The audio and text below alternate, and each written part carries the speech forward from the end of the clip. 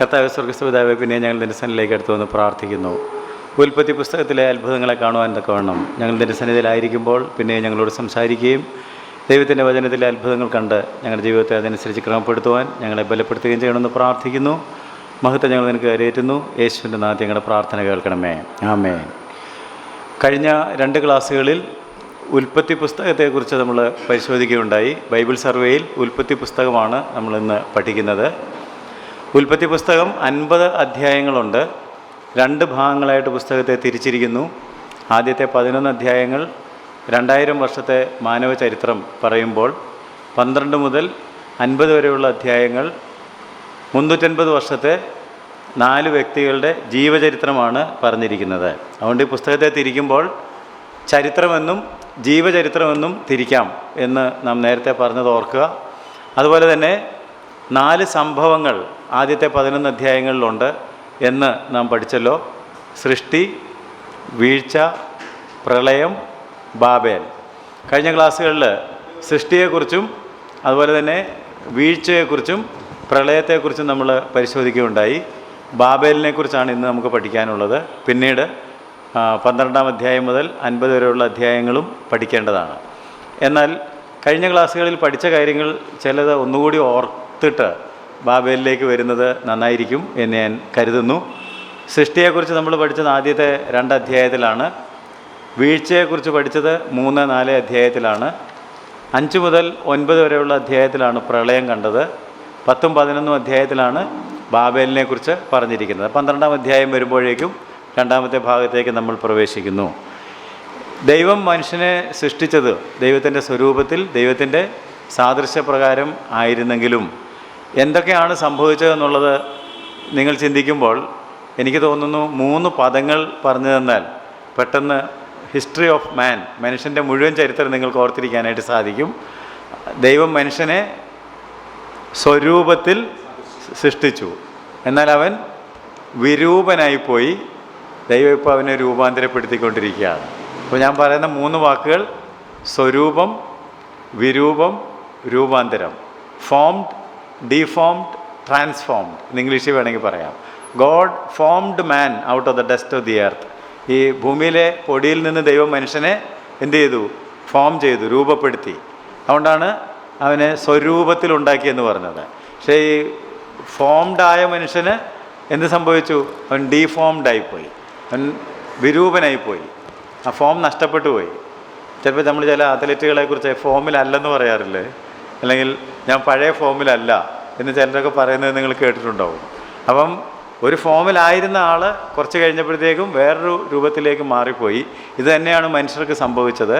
മനുഷ്യനെ ദൈവം ദൈവത്തിൻ്റെ സ്വരൂപത്തിൽ ദൈവത്തിൻ്റെ ഛായയിൽ സൃഷ്ടിച്ചെങ്കിലും അവൻ കുറേ കഴിഞ്ഞപ്പോൾ വിരൂപനായിപ്പോയി. എന്നാൽ ദൈവം അവനെ കൈവിട്ട് കളയുന്നില്ല. വിരൂപനായിപ്പോയ മനുഷ്യനെ സ്വരൂപത്തിലേക്ക് രൂപാന്തരപ്പെടുത്തി മടക്കിക്കൊണ്ടിരുന്നൊരു പ്രക്രിയയിലാണ് ദൈവം ഏർപ്പെട്ടിരിക്കുന്നതെന്നുള്ള കാര്യം നമ്മൾ ശ്രദ്ധിക്കുക. അതുകൊണ്ടാണ് ഞാൻ 3 വാക്കുകൾ പറഞ്ഞത്: ഫോംഡ്, ഡീഫോംഡ്, ട്രാൻസ്ഫോംഡ്. സ്വരൂപം, വിരൂപം, രൂപാന്തരം. അപ്പോൾ ഈ രൂപാന്തരം ദൈവം എങ്ങനെയൊക്കെയാണ് നമ്മളിൽ കൊണ്ടുവരുന്നത്, ദൈവത്തിൻ്റെ പരിപാടി എന്താണ് നമ്മെ രൂപാന്തരപ്പെടുത്തുന്നതിൽ എന്നുള്ളതാണ് ഉൽപ്പത്തി പുസ്തകം മുതൽ മുമ്പോട്ട് പഠിക്കുമ്പോൾ നമ്മുടെ മനസ്സിലേക്ക് വരേണ്ടത്. അതുകൊണ്ട് കഴിഞ്ഞ ക്ലാസ്സിൽ നമ്മൾ മനുഷ്യൻ്റെ വീഴ്ചയെക്കുറിച്ച് പഠിച്ചപ്പോൾ പഠിച്ച കാര്യങ്ങൾ ഓർക്കുന്നുണ്ടെങ്കിൽ, മനുഷ്യൻ്റെ ആത്മാവ് ദൈവത്തിൽ നിന്ന് വേർപെട്ടു പോയി. മനുഷ്യൻ്റെ ദേഹി പരിശുദ്ധാത്മാവിൻ്റെ സ്വാധീനത്തിൽ നിന്ന് മാറി പിശാചിൻ്റെ സ്വാധീന വലയത്തിൽ വന്നു. ശരീരം രോഗാതുരമായി മരണത്തിലേക്ക് നീങ്ങുന്നു എന്നൊക്കെ പറഞ്ഞ കാര്യം നിങ്ങൾ ഓർക്കുന്നുണ്ടാകുമല്ലോ, അല്ലേ? Spirit separated from God, soul dead to the influence of the Holy Spirit and became the slave of another master, the devil and sin, and the body started decaying and finally death occurred, physical death occurred. അപ്പോൾ ഈ കാര്യങ്ങളിലൊക്കെ ഒരു വ്യത്യാസം, മടങ്ങിവരവ്, ഒരു രൂപാന്തരം കൊണ്ടുവരുവാനായിട്ടാണ് ദൈവം പ്രവർത്തിച്ചുകൊണ്ടിരിക്കുന്നതെന്നുള്ള കാര്യമാണ് നമ്മളുടെ മനസ്സിലേക്ക് വരേണ്ടത്. അതിൽ ആദ്യ കാലത്തെ ദൈവം പ്രവർത്തിച്ചത് എങ്ങനെയാണ് എന്ന് നമ്മൾ ചിന്തിക്കുമ്പോൾ, ആദ്യം ദൈവം പ്രവർത്തിച്ചത് വ്യക്തികളെ രൂപാന്തരപ്പെടുത്തി കാണിക്കുകയായിരുന്നു. അതുകൊണ്ടാണ് നമ്മൾ വീഴ്ചയ്ക്ക് ശേഷം ഫ്ലഡിലേക്ക് പോയ സമയത്ത് ചില ആളുകളെക്കുറിച്ചൊക്കെ പരാമർശിക്കുവാനായിട്ട് ഇടയായത്.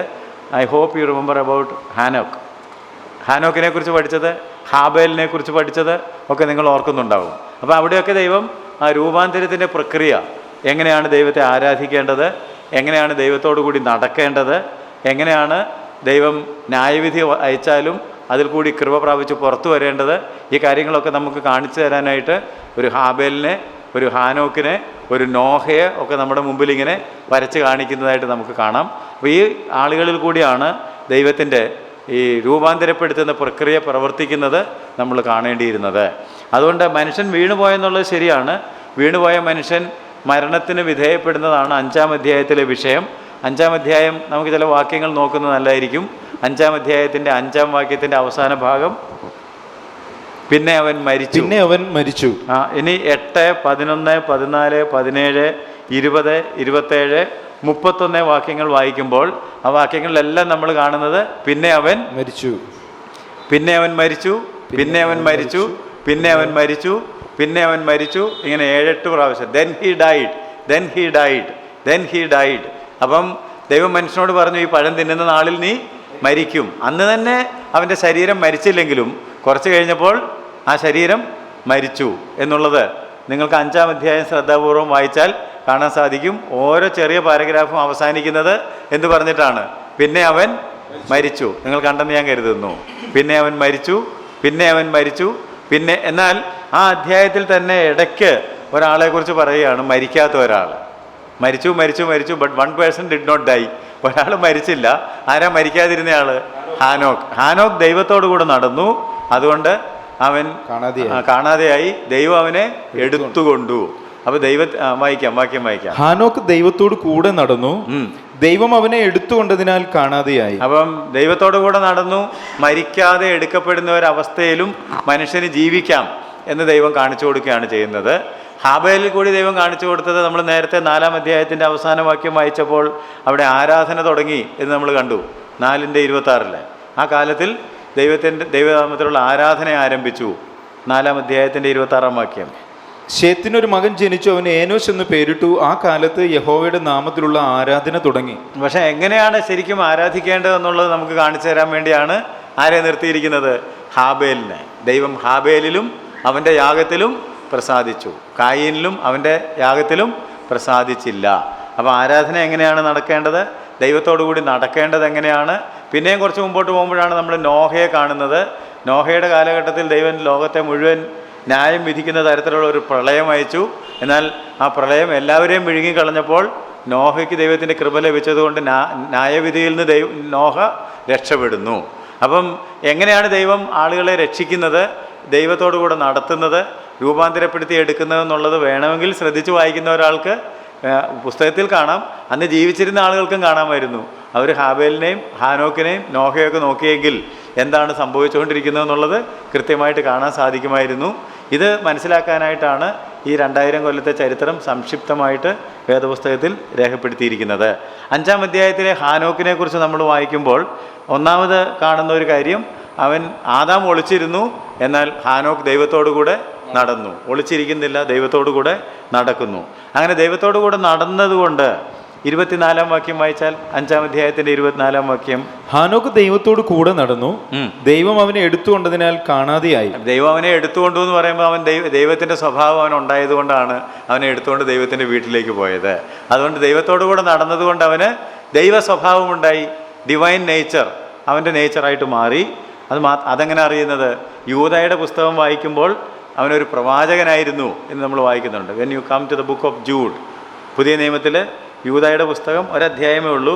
14-15 വാക്യങ്ങൾ വായിക്കുമ്പോൾ അവിടെ നമ്മൾ കാണുന്നത്, ആദാം മുതൽ 7-ാമനായ ഹാനോക്കും ഇവരെക്കുറിച്ച്, ഇതാ കർത്താവ് എല്ലാവരെയും വിധിക്കുവാൻ അവർ അഭക്തിയോടെ ചെയ്ത ഭക്തിവിരുദ്ധമായ സകല പ്രവൃത്തികളും നിമിത്തം ഭക്തികെട്ട പാപികൾ തൻ്റെ നേരെ പറഞ്ഞ സകല നിഷ്ഠൂരങ്ങളും നിമിത്തവും ഭക്തികെട്ടവരൊക്കെയും ബോധം വരുത്തുവാനും 1000 വിശുദ്ധന്മാരോട് കൂടെ വന്നിരിക്കുന്നു എന്ന് പ്രവചിച്ചു. So he became A prophet. അവൻ ദൈവത്തിന് വേണ്ടി സംസാരിക്കുന്ന ഒരാളായിരുന്നു.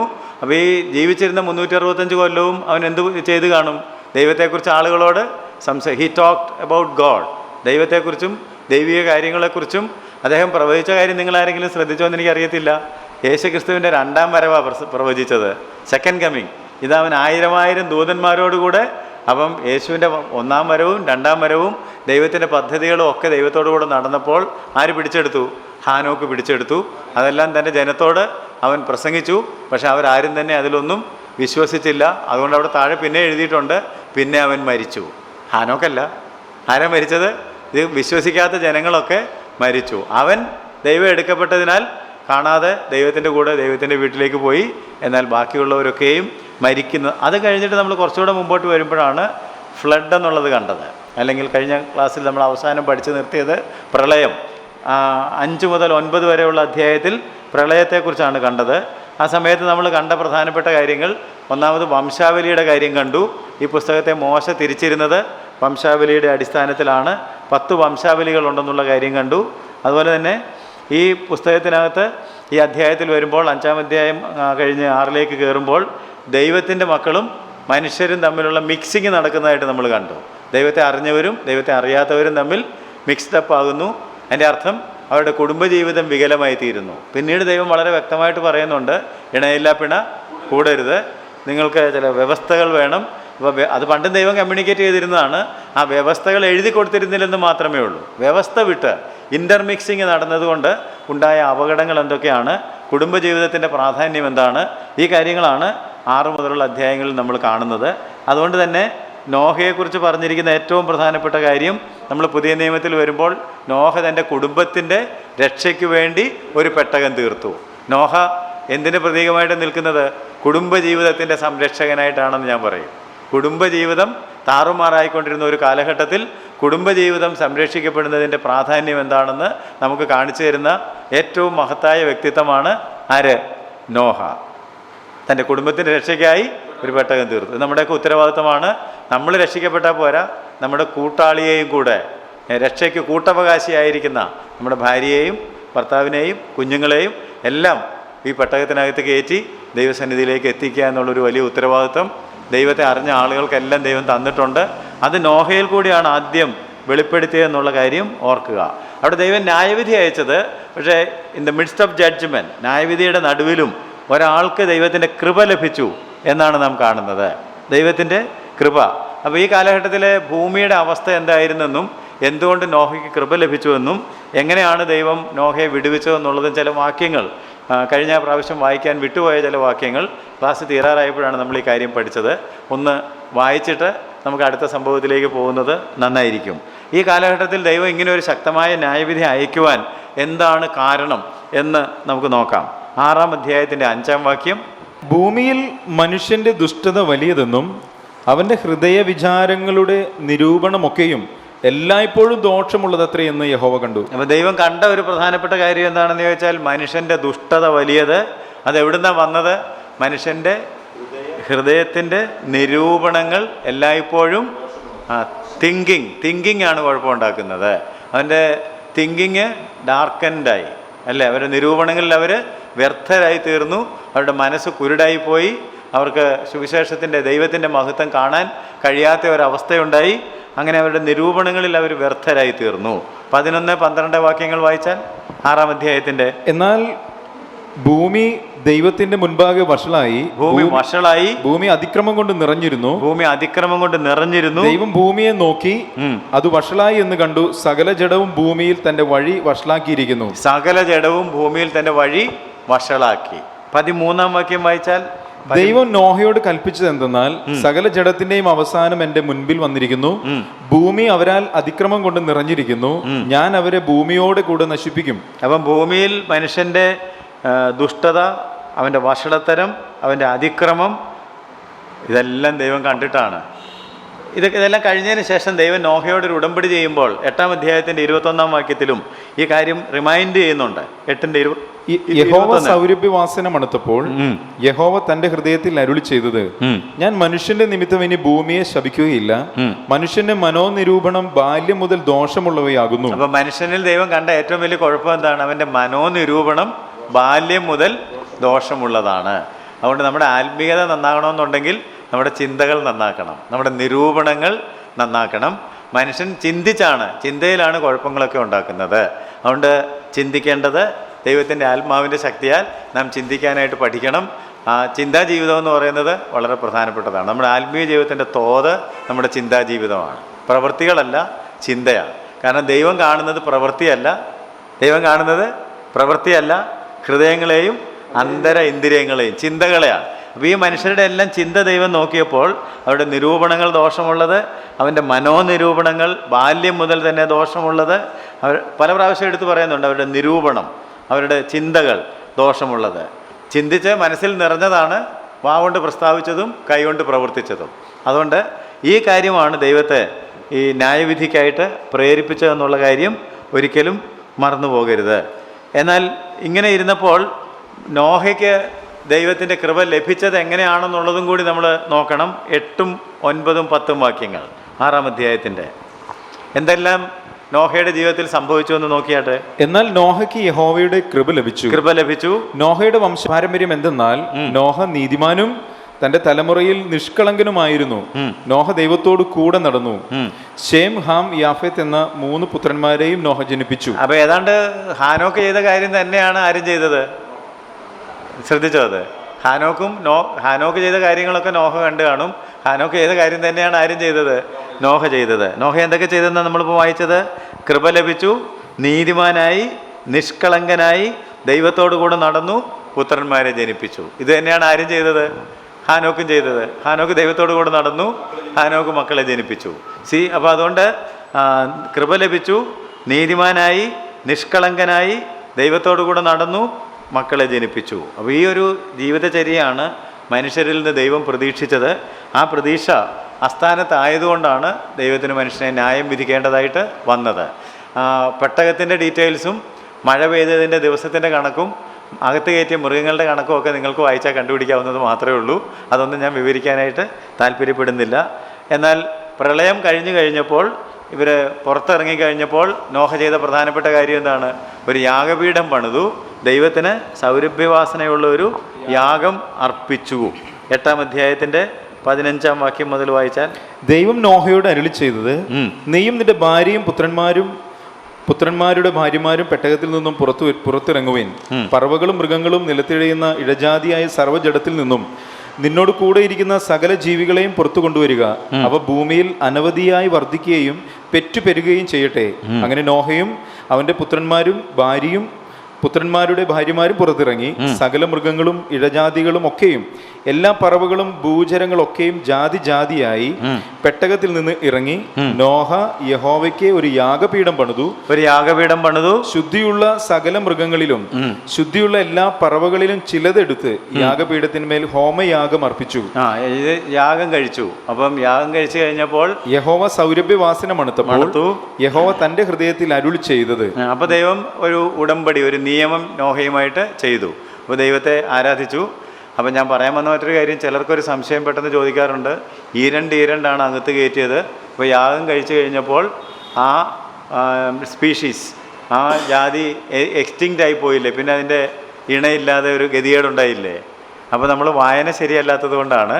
7-ാം അധ്യായത്തിലേക്ക് പോയിട്ട് 7-ാം അധ്യായത്തിൻ്റെ 2, 3 വാക്യങ്ങൾ വായിച്ചാൽ, ശുദ്ധിയുള്ള സകല മൃഗങ്ങളിലും നിന്നും ആണും പെണ്ണുമായി 7 ശുദ്ധിയില്ലാത്ത മൃഗങ്ങളിൽ നിന്നും ആണും പെണ്ണുമായി 2. അപ്പോൾ 2 തരത്തിലാണ് പെട്ടകത്തിനകത്ത് മൃഗങ്ങളെ കയറ്റിയെന്നുള്ളതും കൂടി വായിക്കുമ്പോൾ ഒന്ന് ശ്രദ്ധിച്ചോണമെന്ന് ഞാൻ ഓർപ്പിച്ചെന്ന് മാത്രമേ ഉള്ളൂ. എല്ലാം 2 അല്ല കയറ്റിയത്. ശുദ്ധി ഇല്ലാത്തത് 2, ശുദ്ധി ഉള്ളത് ഏതിലാണ് യാഗം കഴിക്കാൻ പറഞ്ഞത്? ഏതിനെയാണ്? ശുദ്ധി ഇല്ലാത്തതിനെയാണോ?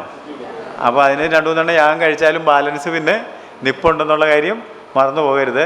നമ്മൾ കുടുക്കിടാൻ വേണ്ടി ആരെങ്കിലും ഇങ്ങനത്തെ ചോദ്യമൊക്കെ ചോദിക്കുമ്പോൾ ഈ വാക്യങ്ങളും കൂടെയൊക്കെ നിങ്ങൾ കണ്ടിരിക്കണമെന്നുള്ള കാര്യം. കാരണം എപ്പോഴും ചോദിച്ചാൽ 2 കയറ്റിയെന്നാണ് എല്ലാവരും പറയാറ്. പക്ഷെ എല്ലാം 2 അല്ല, ചിലതൊക്കെ 7 കയറ്റിയിട്ടുണ്ട്. ഏതാണെങ്കിലും യാഗം അർപ്പിച്ചു. അത് സൗരഭ്യവാസന മണത്തപ്പോൾ ദൈവം അനുഗ്രഹിച്ചു. എന്നിട്ട് ഒരു നിയമം ചെയ്തു. ആ നിയമം ചെയ്തത് 7 പ്രാവശ്യം അവിടെ റിപ്പീറ്റ് ചെയ്തിട്ടുണ്ടെന്നുള്ള കാര്യം നമ്മൾ കഴിഞ്ഞ ക്ലാസ്സിൽ പരാമർശിച്ചായിരുന്നു. എന്നിട്ട് അതിൻ്റെ അടയാളമായിട്ടൊരു വില്ല് കൊടുത്തു, ഒരു റെയിൻബോ കൊടുത്തു. അങ്ങനെ ദൈവം ആ നിയമത്തെ ഉറപ്പാക്കി. അങ്ങനെ ദൈവത്തിൻ്റെ നിയമം ഇപ്പോഴും നിലനിൽക്കുന്നു. ഈ കാര്യങ്ങളാണ് കഴിഞ്ഞ ക്ലാസ്സിൽ നമ്മൾ പഠിക്കുവാനായിട്ട് ഇടയായത്. നിങ്ങളിപ്പം കഴിഞ്ഞ ക്ലാസ്സിൽ പഠിച്ച കാര്യങ്ങളൊക്കെ ഓർത്ത് അടുത്ത കാര്യം പഠിക്കാനായിട്ട് തയ്യാറായിരിക്കുന്നു എന്ന് ഞാൻ കരുതുന്നു. അപ്പോൾ ദൈവം സൃഷ്ടിച്ചു, മനുഷ്യന് വീഴ്ച സംഭവിച്ചു, ദൈവം ഒരു ന്യായവിധി അയച്ചു. ഇതിനിടയ്ക്ക് എങ്ങനെയാണ് ന്യായവിധിയിൽ നിന്ന് ഒഴിഞ്ഞു പോകേണ്ടതെന്നുള്ളത് ചില ആളുകളെ ഉയർത്തി ദൈവം കാണിച്ചു കൊടുത്തുകൊണ്ടിരുന്നു. ഹാബേൽ, ഹാനോക്ക്, നോഹ. എന്നിട്ടും മനുഷ്യൻ നന്നായില്ല എന്നുള്ളതാണ് 10-11 അധ്യായങ്ങൾ കാണിക്കുന്നത്. 10-11 അധ്യായങ്ങൾ നമ്മൾ വായിക്കുമ്പോൾ നമ്മളവിടെ നോഹയുടെ മക്കൾ പെറ്റുപെരുകിയിട്ട് നോഹയുടെ വംശപാരമ്പര്യം 10-ാം അധ്യായത്തിൻ്റെ 1-ാം വാക്യം വായിച്ചാൽ നോഹയുടെ പുത്രന്മാരായ ശേം, ഹാം, യാഫേത്ത് എന്നിവരുടെ വംശ പാരമ്പര്യമാണിത്. അവരുടെ മക്കള് പെറ്റുപെരുകി ഭൂമിയിലെല്ലാം നിറയുന്നതായിട്ടാണ് നമ്മൾ കാണുന്നത്. അപ്പോൾ ആ കാലഘട്ടത്തിൽ സംഭവിച്ച ഒരു പ്രധാനപ്പെട്ട കാര്യമാണ് 10-11 അധ്യായത്തിനകത്ത് രേഖപ്പെടുത്തിയിരിക്കുന്നത്. മിക്കവാറും എല്ലാവർക്കും 11-ാം അധ്യായത്തിൽ പറഞ്ഞിരിക്കുന്ന സംഭവം നന്നായിട്ട് അറിയാവുന്നതാണെങ്കിലും അതിൻ്റെ ആത്മീയ അർത്ഥം ഒന്ന് ഗ്രഹിക്കുവാനായിട്ട് നമുക്ക് അല്പസമയം വിനിയോഗിക്കേണ്ടത് ആവശ്യം. 11-ാം അധ്യായത്തിൻ്റെ ആദ്യത്തെ 4 വാക്യങ്ങൾ നമുക്ക് വായിക്കാം. ഭൂമിയിലൊക്കെയും ഒരേ ഭാഷയും ഒരേ വാക്കുമായിരുന്നു. എന്നാൽ അവർ കിഴക്കോട്ട് യാത്ര ചെയ്ത് ഷിനാർ ദേശത്തെ ഒരു സമഭൂമി കണ്ടു, അവിടെ കൂടിയിരുന്നു. അവർ തമ്മിൽ, വരുവിൻ നാം ഇഷ്ടിക അറുത്ത് ചുടുക എന്ന് പറഞ്ഞു. അങ്ങനെ അവർ ഇഷ്ടിക കല്ലായും പശമണ്ണ് കുമ്മായമായും ഉപയോഗിച്ചു. വരുവിൻ നാം ഭൂതലത്തിലൊക്കെയും ചിതറിപ്പോകാതിരിക്കുവാൻ ഒരു പട്ടണവും ആകാശത്തോളം വരുന്ന ഒരു ഗോപുരവും പണിയുക, നമുക്ക് ഒരു പേരും ഉണ്ടാക്കുക എന്ന് അവർ പറഞ്ഞു. 4-ാം വാക്യം ഈസ് വെരി വെരി ഇമ്പോർട്ടൻറ്റ്. 11-ാം അധ്യായത്തിൻ്റെ 4-ാം വാക്യം നോക്കിയാൽ ദൈവത്തിൻ്റെ ആലോചനയ്ക്ക് നേരെ വിരുദ്ധമായിട്ട് അവർ പ്രവർത്തിക്കുന്നത് നമുക്ക് കാണാം. അവിടെ അവർ ചെയ്ത 3 കാര്യങ്ങൾ നിങ്ങൾ ശ്രദ്ധിക്കുക. Let's build a tower, let's make a name and let's not be scattered. 3 കാര്യങ്ങളാണ് അവർ പറഞ്ഞത്. ശ്രദ്ധിക്കുക, എന്തൊക്കെയാണ് പറഞ്ഞത്? നാം ഭൂതലത്തിലൊക്കെയും ചിതറിപ്പോകാതിരിപ്പാൻ ഒരു പട്ടണവും ആകാശത്തോളം എത്തുന്ന ഒരു ഗോപുരവും പണിയുക, നമുക്കൊരു പേരും ഉണ്ടാക്കുക. 1, നമുക്കൊരു പേരുണ്ടാക്കുക. 2, നമ്മൾ ആകാശത്തോളം എത്തുന്ന ഒരു പട്ടണവും ഗോപുരവും പണിയുക. 3, നാം ചിതറിപ്പോകരുത്. ഇനി തിരിച്ച് ചിന്തിച്ച്, ദൈവം ഇവരോട് പറഞ്ഞിരുന്നത്, മനുഷ്യനെ സൃഷ്ടിച്ചപ്പോൾ പറഞ്ഞിരുന്നത് എന്താണ്? നിങ്ങൾ എങ്ങും ചിതറിപ്പോകരുത്, ഏതെങ്കിലും തോട്ടത്തിൽ തന്നെ താമസിച്ചോണമെന്നാണോ? അല്ല, നിങ്ങൾ ഭൂമിയിലൊക്കെയും നിറഞ്ഞ് പെരുകി അതിനെ അടക്കി വാണ് മുഴുവനും നിങ്ങൾ ഇതിനെ നിറയ്ക്കണം എന്നാണ് ദൈവം ആവശ്യപ്പെട്ടിരുന്നത്. എന്നാൽ ഇവർ തീരുമാനിക്കുന്നത് നമ്മൾ സ്കാറ്റർ ചെയ്യണ്ട, നമ്മൾ ഒരിടത്ത് ഇവിടെ തന്നെ. അവരൊരു സമഭൂമി കണ്ടു. അതിന് കാരണമുണ്ട്. അതിൻ്റെ കാരണം എന്താണെന്ന് ചോദിച്ചാൽ, ഈ ബാബേൽ എന്ന് പറയുന്നത് നിമ്രോദിൻ്റെ സാമ്രാജ്യത്തിൻ്റെ തലസ്ഥാനമായിരുന്നു. 10-ാം അധ്യായം 10-ാം അധ്യായത്തിൻ്റെ 9-10 വാക്യങ്ങൾ വായിച്ചാൽ, അവൻ യഹോവയുടെ മുൻപാകെ നായാട്ടു വീരനായിരുന്നു. അതുകൊണ്ട് യഹോവയുടെ മുൻപാകെ, അവിടെ അവൻ എന്ന് പറഞ്ഞത് ആരാണെന്ന് അറിയണമെങ്കിൽ 8-ാം വാക്യം കൂടെ വായിക്കണം. കൂസ് നിമ്രോദിനെ ജനിപ്പിച്ചു. അവൻ ഭൂമിയിൽ ആദ്യ വീരനായിരുന്നു. He was a mighty man of valour. അവനൊരു വീരനായിരുന്നു. അവൻ യഹോവയുടെ മുൻപാകെ നായാട്ടു വീരനായിരുന്നു. അതുകൊണ്ട് യഹോവയുടെ മുൻപാകെ നിമ്രോദിനെ പോലെ നായാട്ടു വീരൻ എന്ന പഴഞ്ചൊല്ലായി. അവന്റെ രാജ്യത്തിന്റെ ആരംഭം ഷീനാർ ദേശത്ത് ബാബേൽ, എരക്, അക്കാദ്, കൽനെ എന്നിവയായിരുന്നു. ആ ദേശത്തു നിന്നും അശൂർ പുറപ്പെട്ട് നിനവെ, രഹോബോത്ത് പട്ടണവും കാലഹ്, നിനവയ്ക്കും കാലാഹിനും മധ്യേ മഹാനഗരമായ രസേൻ എന്നിവ മഹാനഗരങ്ങൾ പണിതു തുടങ്ങി. They started building big cities, മഹാനഗരങ്ങൾ. അതിൽ ഒന്നാമത് പണിതത് ഏതാണ്? ഷിനാർ ദേശത്തെ ബാബേലാണ്. നിങ്ങൾ ഒത്തിരി പട്ടണങ്ങളുടെ പേര് കേട്ടതുകൊണ്ടും ഒന്നും പരിചിതമല്ലാത്തത് കൊണ്ടും ഏതൊക്കെ പട്ടണങ്ങളാണെന്നുള്ളത് ശ്രദ്ധിച്ച് കാണുകയില്ല. 10-ാം വാക്യം വായിച്ചാൽ, അവൻ്റെ രാജ്യത്തിൻ്റെ ആരംഭം, ഇറ്റ് ഓൾ സ്റ്റാർട്ടഡ്. ആരംഭം എവിടെയായിരുന്നു? ബാബേൽ. ഷിനാർ ദേശത്തെ ബാബേൽ. നിങ്ങൾക്ക് വെളിപ്പാട് പുസ്തകത്തിൽ വരുമ്പോഴും ഈ ബാബേൽ അവിടെ കാണാനായിട്ട് സാധിക്കും. 17-18 മഹദിയാം ബാബേൽ. അപ്പോൾ ബാബേലിൻ്റെ തുടക്കം ഇവിടെയുണ്ട്. അതുപോലെ തന്നെ ബാബേലിൻ്റെ അവസാനം ബൈബിളിൻ്റെ അവസാനത്തെ അധ്യായത്തിലുണ്ട്. അത് പറഞ്ഞതുകൊണ്ട് വേറൊരു കൂട്ടരുടെ ഉൽപ്പത്തിയും കൂടെ കാണുന്നത് നല്ലതാണ്. 10-ാം അധ്യായത്തിൻ്റെ 14-ാം വാക്യം, ഇവരിൽ നിന്നും ഫെലിസ്ത്യർ ഉത്ഭവിച്ചു. ഫെലിസ്ത്യർ ഉത്ഭവിച്ചു. കണ്ടോ? അപ്പോൾ ഫെലിസ്ത്യർ എങ്ങനെ ഉണ്ടായി എന്നുള്ളതും ഇവിടെ തന്നെ ഉണ്ട്. എങ്ങനെ ദൈവത്തിന് എതിരായിട്ട് പ്രവർത്തിക്കുന്ന ആളുകൾ പിൽക്കാലത്ത് ദൈവത്തിൻ്റെ തിരഞ്ഞെടുക്കപ്പെട്ട ജനത്തിന് ഭയങ്കര തലവേദനയായ ഒരു കൂട്ടം ആളുകളാണ് ആര്? ഫെലിസ്ത്യർ. അവരെങ്ങനെ ഉത്ഭവിച്ചു, പട്ടണ സംസ്കാരങ്ങൾ എങ്ങനെ ഉത്ഭവിച്ചു ഒക്കെ നമുക്ക് ഈ അധ്യായങ്ങളിൽ കാണാൻ സാധിക്കുന്നുണ്ട്. അങ്ങനെ അവർ വീരന്മാരാകുകയും പട്ടണങ്ങൾ പണിയുകയൊക്കെ ചെയ്തപ്പോൾ അവരൊരു തീരുമാനമെടുത്തു. എന്താണ് തീരുമാനമെടുത്തത്? നമുക്ക് ചെതറിപ്പോകേണ്ട കാര്യമില്ല, നമുക്ക് ഈ പട്ടണത്തിൽ തന്നെ താമസിച്ചാൽ മതി, പട്ടണത്തിൽ എല്ലാ സൗകര്യങ്ങളും സുഖങ്ങളൊക്കെ ഉണ്ട്. പിന്നെ മറ്റൊരു കാര്യം അവർ പറഞ്ഞത്, നമുക്കൊരു പേരുണ്ടാക്കുക, നമുക്കൊരു ദൈവത്തിൻ്റെ നാമം മഹത്വപ്പെടണമെന്നല്ല. അതുകൊണ്ടാണ് കർത്താവ് ചിലപ്പോൾ പ്രാർത്ഥന പഠിപ്പിച്ചപ്പോൾ സ്വർഗത്തിലെ പോലെ ദൈവത്തിൻ്റെ നാമം ഭൂമിയിലും എന്ന് പ്രാർത്ഥിക്കാൻ പഠിപ്പിച്ചത്. ഇവർ പറഞ്ഞത് അങ്ങനെയല്ല, ദൈവത്തിൻ്റെ നാമം എന്തെങ്കിലും ആവട്ടെ, ഇതൊക്കെ പണിതത് ഞങ്ങളാണ്, അതുകൊണ്ട് ഞങ്ങളുടെ നാമം, നമുക്കൊരു പേരുണ്ടാക്കുക. അത് മാത്രമല്ല, നമുക്ക് ആകാശത്തോളം എത്തുന്ന ഒരു ഗോപുരവും ഉണ്ടാക്കുക. അപ്പോൾ ശരിക്കും ബാബേൽ എന്ന് പറഞ്ഞാൽ എന്താ അർത്ഥം? ബാബ് ഏൽ 2 പദങ്ങളാണ്. ബാബ് ഏൽ. ഏൽ എന്ന് പറഞ്ഞാൽ ദൈവം, ബാബ് എന്ന് പറഞ്ഞാൽ വീട് അല്ലെങ്കിൽ പടിവാതിൽ എന്നാണ്. അപ്പം ആകാശത്തോളം എത്തുന്ന ഒരു ഗോപുരം ഉണ്ടാക്കുക എന്ന് പറഞ്ഞാൽ അതിൻ്റെ അർത്ഥം എന്താണെന്ന് ചോദിച്ചാൽ, അവരുടെ കൺസെപ്റ്റ് ദൈവം സ്വർഗത്തിലെങ്ങാണ്ട് ഭൂമിയിൽ ആകാശത്തിലായിരിക്കുന്നത്. ചില വിശ്വാസികൾ, ക്രിസ്ത്യാനികളൊക്കെ പ്രാർത്ഥിക്കുമ്പോൾ ആകാശത്തിലിരിക്കുന്ന ഞങ്ങളുടെ ബാബ എന്ന് വിളിക്കാറുമുണ്ട്, അല്ലേ? സ്വർഗസ്ഥനായ പിതാവേ എന്ന് വിളിക്കുന്നതിന് പകരം എന്താ നമ്മൾ ചിലപ്പോൾ ഒക്കെ പ്രാർത്ഥിച്ച് കേട്ടിട്ടുള്ളത്? ആകാശത്തിലിരിക്കുന്ന ഞങ്ങളുടെ ബാവ. അപ്പോൾ ആകാശത്തിലാരാ? നിങ്ങൾ പ്രാർത്ഥിക്കുന്നവരാണെന്നല്ല ഞാൻ പറഞ്ഞത്. നിങ്ങൾ ക്രൈസ്തവ ഗോളത്തിൽ പലരും അങ്ങനെ പ്രാർത്ഥിക്കുന്നത് കേട്ടിട്ടുണ്ടാവും. അപ്പോൾ ദൈവം ആകാശത്തിൽ എവിടെയാണ് ഇരിക്കുന്നത്, അവിടെ എവിടെയാണ് ദൈവത്തിൻ്റെ വീട്. അങ്ങനെയാണെങ്കിൽ ആ ദൈവത്തെ ഒന്ന് എത്തിപ്പിടിക്കണം. ബാബേൽ എന്ന് പറഞ്ഞാൽ ഗേറ്റ് ഓഫ് ഗോഡ് എന്നാണ്, ദൈവത്തിൻ്റെ പടിവാതിൽ. ദൈവത്തിൻ്റെ, പക്ഷെ ഇവിടെ വേറൊരു അർത്ഥം ഉണ്ടാകുന്നതാണ് നമ്മൾ കാണുന്നത്. ആ ദൈവത്തിൻ്റെ പടിവാതിലിൽ എത്തിപ്പിടിക്കാനുള്ളൊരു ശ്രമമാണ് ആര് നടത്തിയത്? മനുഷ്യൻ നടത്തിയത്. ദൈവത്തെ പിടിക്കുക, കിട്ടിയെങ്കിൽ ദൈവത്തെ ഡിസ്പ്ലേസ് ചെയ്തിട്ട് അവിടെ കയറി ഇരിക്കാനും ചിലപ്പോൾ അവൻ ആഗ്രഹിച്ച് കാണും. കാരണം പിശാച് മനുഷ്യനെ പറ്റിച്ചപ്പോൾ പറഞ്ഞത് നിന്നെ ദൈവത്തെ പോലെ ആക്കാം, ദൈവത്തിൻ്റെ സ്ഥാനത്ത് നിന്നെ ഇരുത്താമെന്നാണ് പറഞ്ഞത്. റോമാലേഖനം നിങ്ങൾ വായിച്ചാൽ അവിടെ ഓരോന്നിനെ കൊണ്ട് ഉണ്ടാക്കി ആരാധിക്കാൻ തുടങ്ങിയപ്പോൾ ആദ്യം ഉണ്ടാക്കിയ രൂപം മനുഷ്യൻ്റെ രൂപമാണ് ആദ്യം ഉണ്ടാക്കിയത്. നമ്മൾ വിചാരിച്ചേക്കുന്ന മൃഗങ്ങളുടെ രൂപമാണെന്നാണ്. നിങ്ങളിനി ആ പട്ടിയെ ശ്രദ്ധിച്ചൊന്ന് റോമാലേഖനത്തിൽ പോയി വായിക്കേണ്ടതാണ്. ആദ്യം ഉണ്ടാക്കിയ രൂപം ക്ഷയമുള്ള മനുഷ്യൻ്റെയാണ്. പിന്നെ നാൽക്കാലി, ഇഴജാതി അതിനെയൊക്കെ ഉണ്ടാക്കി. പലരും ധരിച്ചു വെച്ചിരിക്കുന്നത് തിരിച്ചാണ്. ആദ്യം ഇഴജാതിയുടെ നാൽക്കാലിയുടെയൊക്കെ ഉണ്ടാക്കിയിട്ട് അവസാനം മനുഷ്യൻ്റെ ഉണ്ടാക്കി തന്നോ. ആദ്യം ഉണ്ടാക്കിയ രൂപം ആരുടെ രൂപമായിരുന്നു? അവർ ദൈവത്തിൻ്റെ, അക്ഷയനായ ദൈവത്തിൻ്റെ രൂപത്തെ ക്ഷയമുള്ള മനുഷ്യൻ, അങ്ങനെയല്ലേ പറഞ്ഞേക്കുന്നത്? അക്ഷയനായ ദൈവത്തിന്റെ തേജസ്സിനെ അവർ ക്ഷയമുള്ള മനുഷ്യൻ, പക്ഷി, നാൽക്കാലി. അതിൻ്റെ അപ്പം ഞാനിടയ്ക്ക് പറയാറുണ്ട് ഇവല്യൂഷൻ അല്ല ഡെവല്യൂഷനാണെന്ന്. എന്താ? പുരോഗതിയല്ല അധോഗതിയാണ്. നമ്മൾ പറയുന്നത് നമ്മൾ പുരോഗമിച്ച് പരിണമിച്ച് ഈ നിലയിലെത്തി. പക്ഷെ വാസ്തവത്തിൽ അധപ്പതിച്ച് ഈ നിലയിൽ എത്തി പറയുകയാണ് കുരങ്ങനായിരുന്നു എൻ്റെ വല്യപ്പച്ചനെന്ന്. അത്ര അധപ്പതിച്ച് പോയി. അതുകൊണ്ട് നമുക്ക് പുരോഗമനമല്ല ഉണ്ടായത്. വാസ്തവത്തിൽ ആത്മീയമായിട്ട് നമ്മൾ ചിന്തിക്കുമ്പോൾ എന്താ ഉണ്ടായത്? മനുഷ്യൻ അധോഗതി പ്രാപിച്ചു.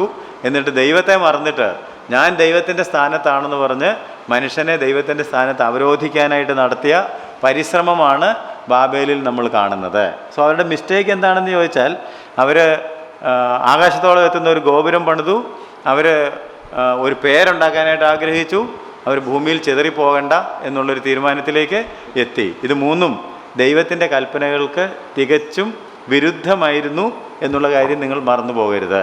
നമുക്ക് 11-ാം അധ്യായത്തിൻ്റെ 7-8 വാക്യങ്ങൾ വായിച്ചാൽ ദൈവം എന്ത് ചെയ്തു എന്നുള്ള കാര്യം കാണാനായിട്ട് സാധിക്കും. വരുവിൻ, നാം ഇറങ്ങിച്ചെന്ന് അവർ തമ്മിൽ ഭാഷ തിരിച്ചറിയാതിരിക്കുവാൻ അവരുടെ ഭാഷ കലക്കി കളയുക എന്ന് അരുൾ ചെയ്തു. അപ്പം ദൈവം അങ്ങനെ വന്ന് അവരുടെ ഭാഷ കലക്കി കളഞ്ഞു. അതുകൊണ്ട് എന്ത് സംഭവിച്ചു? അങ്ങനെ യഹോവ അവരെ അവിടെ നിന്നും ഭൂതലത്തിലെങ്ങും ചിഹ്നിച്ചു. അവർ പട്ടണം പണിയുന്നത് വിട്ടുകളഞ്ഞു. സർവ്വഭൂമിയിലെയും ഭാഷ യഹോവ അവിടെ വെച്ച് കലക്കി കളയുകയാൽ അതിന് ബാബേൽ എന്ന് പേരായി. അപ്പൊ അതിന് ബാബേൽ എന്ന് പുതിയൊരു പേരുണ്ടായി. ഇപ്പോൾ പേരിന്റെ അർത്ഥം എന്താണ്? കലക്കം, confusion. Because God confused them. ദൈവം അവരെ കലക്കി, ദൈവം അവരെ ചിതറിച്ച് അവരുടെ ഭാഷകൾ തമ്മിൽ തിരിച്ചറിയാൻ പറ്റാത്ത തരത്തിലാക്കിയതുകൊണ്ട് they were compelled to be scattered. അവർ ചിതറിപ്പോകാൻ മനസ്സില്ലാതിരുന്നു. പക്ഷെ ദൈവം അവരെ ചിതറിച്ച് കളഞ്ഞു. കാരണം ദൈവത്തിൻ്റെ ആലോചന മാത്രമേ എപ്പോഴും നടപ്പാവുകയുള്ളൂ. പുതിയ നിയമത്തിലേക്ക് നിങ്ങൾ വന്നാൽ അപ്പോസ്തല പ്രവൃത്തിയിൽ വായിക്കുന്ന ഒരു കാര്യമുണ്ട്. 1-ാം നൂറ്റാണ്ടിലെ സഭയും ഇതുപോലെ തന്നെ ഒരുമിച്ചിരിക്കാനായിട്ട് ആഗ്രഹിച്ചു. വിശ്വസിച്ചവരുടെ കൂട്ടമെല്ലാം ഏകഹൃദയവും, നല്ല കാര്യമാണ്, പോസിറ്റീവാണ്. അവരെല്ലാം ഒരുമിച്ചിരുന്നു, എല്ലാം പൊതുവകയെന്ന് പറഞ്ഞു. പക്ഷെ കർത്താവ് പറഞ്ഞിരുന്നത് പരിശുദ്ധാത്മാവ് നിങ്ങളുടെ മേൽ വരുമ്പോൾ നിങ്ങൾ ശക്തി ലഭിച്ചിട്ട് ഭൂമിയുടെ അറ്റം വരെയും. പക്ഷെ അവരിപ്പം ഭൂമിയുടെ അറ്റത്തെക്കുറിച്ചൊക്കെ മറന്നിട്ട് അവരവിടെ തന്നെ കൂടിയിരിക്കാൻ തുടങ്ങിയപ്പോൾ 8-ാം അധ്യായത്തിൽ നമ്മൾ വായിക്കുകയാണ്, ആ കാലത്ത് ഒരു വലിയ പീഡനം ഉണ്ടായി, സഭ മുഴുവനും ചിതറിപ്പോയി. ചിതറിപ്പോയവർ സുവിശേഷം സംസാരിച്ചുകൊണ്ട് അവിടെ സഞ്ചരിച്ചു. So it's God's plan that we must scatter. നമ്മളെപ്പോഴും സുഖമുള്ളത് ഒരുമിച്ച് കൂടിയിരിക്കുന്നതാണെങ്കിലും ചിലപ്പോഴൊക്കെ ദൈവം നമ്മളോട് പറയുന്നത് സ്പ്രെഡ് ഔട്ട്, പല സ്ഥലങ്ങളിലേക്കും വിദൂരത്തിലേക്കും ഒക്കെ പോകേണ്ടി വരും. അപ്പോൾ അതിലിച്ചിരി വിഷമവും ബുദ്ധിമുട്ടും ഉള്ളത് കൊണ്ടാണ്. കാരണം ഇവിടെ ഓൾറെഡി എന്തുണ്ട്? ഇപ്പോൾ നമ്മൾ നമുക്ക് തിരിച്ച് ഉൽപ്പത്തിയിലേക്ക് പോയാൽ ഇവർ ശിനാർ ദേശത്ത് നിമ്രോദ് പണിത ഒരു മനോഹര പട്ടണത്തിലാണ് ഇരിക്കുന്നത്, ഒരു മഹാനഗരത്തിലാണ് ഇരിക്കുന്നത്. അതിന് അതിൻ്റേതായിട്ടുള്ളൊരു സുഖമുണ്ട്. അപ്പോഴാണ് ദൈവം പറയുന്നത് സ്കാറ്റർ, വിദൂരതയിലേക്കൊക്കെ പോകാനായിട്ട്. നമ്മുടെയും പ്രശ്നം അത് തന്നെയാണ്. We are in a comfort zone അല്ലേ? ആ കംഫർട്ട് സോണിൽ സുഖമായിട്ടിരിക്കുമ്പോഴാണ് ദൂരെ ഒരു സ്ഥലത്തേക്ക് പോയി സുവിശേഷം പറയാനോ ഒരു കാര്യം ചെയ്യാനോ പറയുമ്പോൾ we find it very difficult. അപ്പോൾ പിന്നെ ദൈവത്തിന് എന്ത് ചെയ്യേണ്ടതായിട്ട് വരും? ഇടപെട്ട് നമ്മളെ ചിതറിക്കേണ്ടതായിട്ട് വരും. അപ്പോൾ അത് നമുക്ക് പ്രാക്ടിക്കലായിട്ട് അപ്ലൈ ചെയ്യാൻ വേണ്ടി ഞാൻ പറഞ്ഞതെന്ന് മാത്രമേ ഉള്ളൂ. ഏതാണെങ്കിലും ഇവിടെ 11-ാം അധ്യായത്തിൽ കാണുന്നത്, പണ്ട് നമ്മൾ പഠിച്ചൊരു കാര്യം മറന്നു പോകരുത്, ദൈവം ജാതികളുടെ ആലോചന നിഷ്ഫലമാക്കുന്നു, യഹോവയുടെ ആലോചനയോ തലമുറ തലമുറയായി ശാശ്വതമായി. 33-ാം സങ്കീർത്തനം 10-ാം വാക്യം, 33-ാം സങ്കീർത്തനത്തിൻ്റെ 10-ാം വാക്യം. ദൈവത്തിൻ്റെ ആലോചന മാത്രമേ നിലനിൽക്കുകയുള്ളൂ എന്ന് നാം അറിഞ്ഞിരിക്കണം. യഹോവ ജാതികളുടെ ആലോചന വ്യർത്ഥമാക്കുന്നു, യഹോവ ജാതികളുടെ ആലോചന വ്യർത്ഥമാക്കുന്നു, വംശങ്ങളുടെ നിരൂപണങ്ങളെ നിഷ്ഫലമാക്കുന്നു, വംശങ്ങളുടെ നിരൂപണങ്ങളെ നിഷ്ഫലമാക്കുന്നു. അപ്പോൾ ജാതികളുടെ ആലോചനയെ ദൈവം നിഷ്ഫലമാക്കുകയും ദൈവത്തിൻ്റെ ആലോചന നിലനിൽക്കുകയും ചെയ്യുന്നു. യഹോവയുടെ ആലോചന ശാശ്വതമായും അവന്റെ ഹൃദയ വിചാരങ്ങൾ തലമുറ തലമുറയായി നിൽക്കുന്നു. അപ്പോൾ ദൈവത്തിൻ്റെ ഹൃദയ വിചാരങ്ങൾ തലമുറ തലമുറയായി നിൽക്കും. നമ്മളെക്കുറിച്ചുള്ള ദൈവത്തിൻ്റെ പദ്ധതി നിറവേറാനായിട്ട് ദൈവം മനുഷ്യനെ ഭൂമിയിലൊക്കെയും ചിതറിക്കുന്നതായിട്ട് നമുക്ക് കാണാം. 10-ാം അധ്യായത്തിൻ്റെ 32-ാം വാക്യം വായിക്കുന്നത് നന്നായിരിക്കും. ഇവർ തന്നെ ജാതി ജാതിയായും കുലം കുലമായും നോഹയുടെ പുത്രന്മാരുടെ വംശങ്ങൾ, അവരിൽ നിന്നാകുന്നു ജലപ്രണയത്തിന്റെ ശേഷം ഭൂമിയിൽ ജാതികൾ പിരിഞ്ഞുപോയത്. ഭൂമിയിൽ ജാതികൾ പിരിഞ്ഞുപോയി, or nations and new continents and all those things. ഈ ഭൂമിയിൽ ഇപ്പോൾ കാണുന്ന തരത്തിലുള്ള ഈ ഭൂഖണ്ഡങ്ങളും രാജ്യങ്ങളും ജനതതികളും ഒക്കെ പ്രളയത്തിന് ശേഷം ഇങ്ങനെയാണ് ഉണ്ടായത്. എന്നാൽ ആ ഒരു പ്രക്രിയയെ തടസ്സപ്പെടുത്താനായിട്ടാണ് ഒരു കൂട്ടം ആളുകൾ തുനിഞ്ഞത്. ഈ പിരിഞ്ഞുപോയി ഭൂമിയൊക്കെ റിപ്ലനിഷ്ഡായി ദൈവത്തിൻ്റെ ആലോചന അനുസരിച്ച് ജനങ്ങളൊക്കെ നിറഞ്ഞ് അനുഗ്രഹം പ്രാപിക്കുന്ന പ്രക്രിയയെ തടസ്സപ്പെടുത്താനായിട്ടുള്ള ഒരു ചിന്തയാണ് 11-ാം അധ്യായത്തിൽ ഇവർ ശിനാർ ദേശത്ത് കൂടിയിരുന്ന് ഒരു ഗോപുരം പണിയാനായിട്ട് തുടങ്ങിയപ്പോൾ ഉണ്ടായത്. അതിനെയാണ് ദൈവം എന്ത് ചെയ്തത്? കലക്കിക്കളഞ്ഞത്. അതുകൊണ്ട് ബാബേലിനൊരു പുതിയ അർത്ഥം ഉണ്ടായി, കൺഫ്യൂഷൻ. അപ്പോൾ എന്ത് മനസ്സിലായി? ദൈവത്തെ ആരെങ്കിലും എത്തിപ്പിടിക്കാൻ ശ്രമിച്ചാൽ കൺഫ്യൂഷൻ. എന്നാൽ ദൈവം നിന്നെ പിടിച്ചാൽ, ദൈവം എന്നെ പിടിച്ചാൽ, so what is Christ doing and what is Christianity? ക്രിസ്തീയ വിശ്വാസം അല്ലെങ്കിൽ യേശുക്രിസ്തു ചെയ്തത് എന്താണെന്ന് ചോദിച്ചാൽ, നമ്മൾ അവനെ അന്വേഷിച്ച് പിടിച്ചതല്ല, അവൻ നമ്മെ സ്നേഹിച്ച് അവൻ നമ്മെ തേടി ഈ ഭൂമിയിലേക്ക് വന്ന് നമ്മെ ദൈവത്തോട് അടുപ്പിച്ചതാണ്. നമ്മൾ അങ്ങോട്ട് പോയാൽ കൺഫ്യൂഷനേ ഉള്ളൂ. എന്നാൽ ദൈവം ഇങ്ങോട്ട് വന്നാൽ തീർച്ചയായിട്ടും ദൈവം നമ്മെ രക്ഷിച്ച് ദൈവത്തിൻ്റെ പദ്ധതിയിലേക്ക് കൊണ്ടുവരും. അപ്പോൾ ഈ 11 അധ്യായങ്ങളിലാണ് മാനവജാതിയുടെ ചരിത്രം, 2000 വർഷത്തെ ചരിത്രം രേഖപ്പെടുത്തിയിരിക്കുന്നത്. ഇത്രയും കാര്യങ്ങൾ നമ്മൾ പഠിക്കുമ്പോൾ ഏതാണ്ട് ലോകത്തിൽ മാനവജാതിയുടെ സംസ്കൃതിയും വളർച്ചയും അവരുടെ ടെക്നോളജിയും ഒക്കെ അഡ്വാൻസ്ഡായി ഏതാണ്ട് ഇന്ന് നമ്മൾ കാണുന്നത് പോലെയുള്ള ഒരു ലെവലിലേക്ക് ജനജീവിതം എത്തിക്കഴിഞ്ഞു എന്നുള്ള കാര്യം നാം ഗ്രഹിക്കേണ്ടതാണ്. ഇനി എന്താണ് സംഭവിക്കാൻ പോകുന്നത് എന്നുള്ളതാണ് 12 മുതൽ 50 വരെയുള്ള അധ്യായത്തിൽ പറഞ്ഞിരിക്കുന്നത്. നമുക്ക് മുമ്പോട്ട് പോകാം. 12 മുതൽ 50 വരെയുള്ള അധ്യായത്തിലെ വിഷയം എന്താണ് എന്ന് ചിന്തിക്കുമ്പോൾ അവിടെ നമ്മൾ കാണുന്നത് ദൈവം ഒരു ജനത്തെ തെരഞ്ഞെടുക്കുന്നു തനിക്കായിട്ട്. അപ്പോൾ നമ്മൾ വേദപുസ്തകത്തിലെ ആദ്യത്തെ പുസ്തകങ്ങൾ ഹിസ്റ്ററിയാണ് എന്ന് പറഞ്ഞ് നിങ്ങൾ ഓർക്കുന്നുണ്ടെങ്കിൽ, it's not history of the whole human beings. ഈ 11 അധ്യായങ്ങൾ കൊണ്ട് 2000 കൊല്ലത്തെ കാര്യങ്ങൾ പറഞ്ഞതോടുകൂടി ലോക ചരിത്രമൊക്കെ പറയുന്നത് ദൈവം നിർത്തി. അല്ലെങ്കിൽ ലോകത്തിൻ്റെ ചരിത്രം പറയാൻ ദൈവം എത്ര അധ്യായങ്ങളെ ഉപയോഗിക്കുന്നുള്ളൂ? വെറും 11 അധ്യായങ്ങളെ ഉപയോഗിക്കുന്നുള്ളൂ. ബാക്കിയുള്ള അധ്യായങ്ങളല്ല ഇനി മുമ്പോട്ട് ഉപയോഗിച്ചിരിക്കുന്നത് ആരുടെ കാര്യം പറയാനായിട്ടാണ്? ദൈവത്തിൻ്റെ തിരഞ്ഞെടുക്കപ്പെട്ട ജനത്തിൻ്റെ ചരിത്രം പറയാനായിട്ടാണ്. അതുകൊണ്ട് ഇനി നമ്മൾ മുമ്പോട്ട് വായിക്കുന്ന പഴയ നിയമം അനദർ 2000 years ഹിസ്റ്ററിയാണ്. അപ്പോൾ ആദ്യത്തെ 2000 കൊല്ലത്തെ ചരിത്രം കഴിഞ്ഞു. ഇനി നിങ്ങൾ നോക്കിയാൽ എത്ര പുസ്തകങ്ങളാണ് കിടക്കുന്നതെന്ന് നോക്കിയേ, എത്ര അധ്യായങ്ങളാണ് കിടക്കുന്നതെന്ന് നോക്കിയേ. ആ അധ്യായങ്ങളെല്ലാം ഉപയോഗിച്ചിട്ടാണ് ദൈവം ഇനിയത്തെ 2000 കൊല്ലത്തെ ചരിത്രം പറയുന്നത്.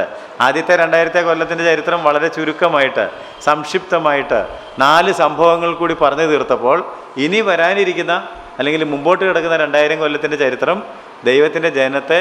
അപ്പോൾ അതുകൊണ്ട് എന്താ ഇവിടെ കാണേണ്ടതെന്ന് ചോദിച്ചാൽ, ദൈവത്തിൻ്റെ പുനർനിർമ്മാണ പ്രക്രിയ, the recreation process of God.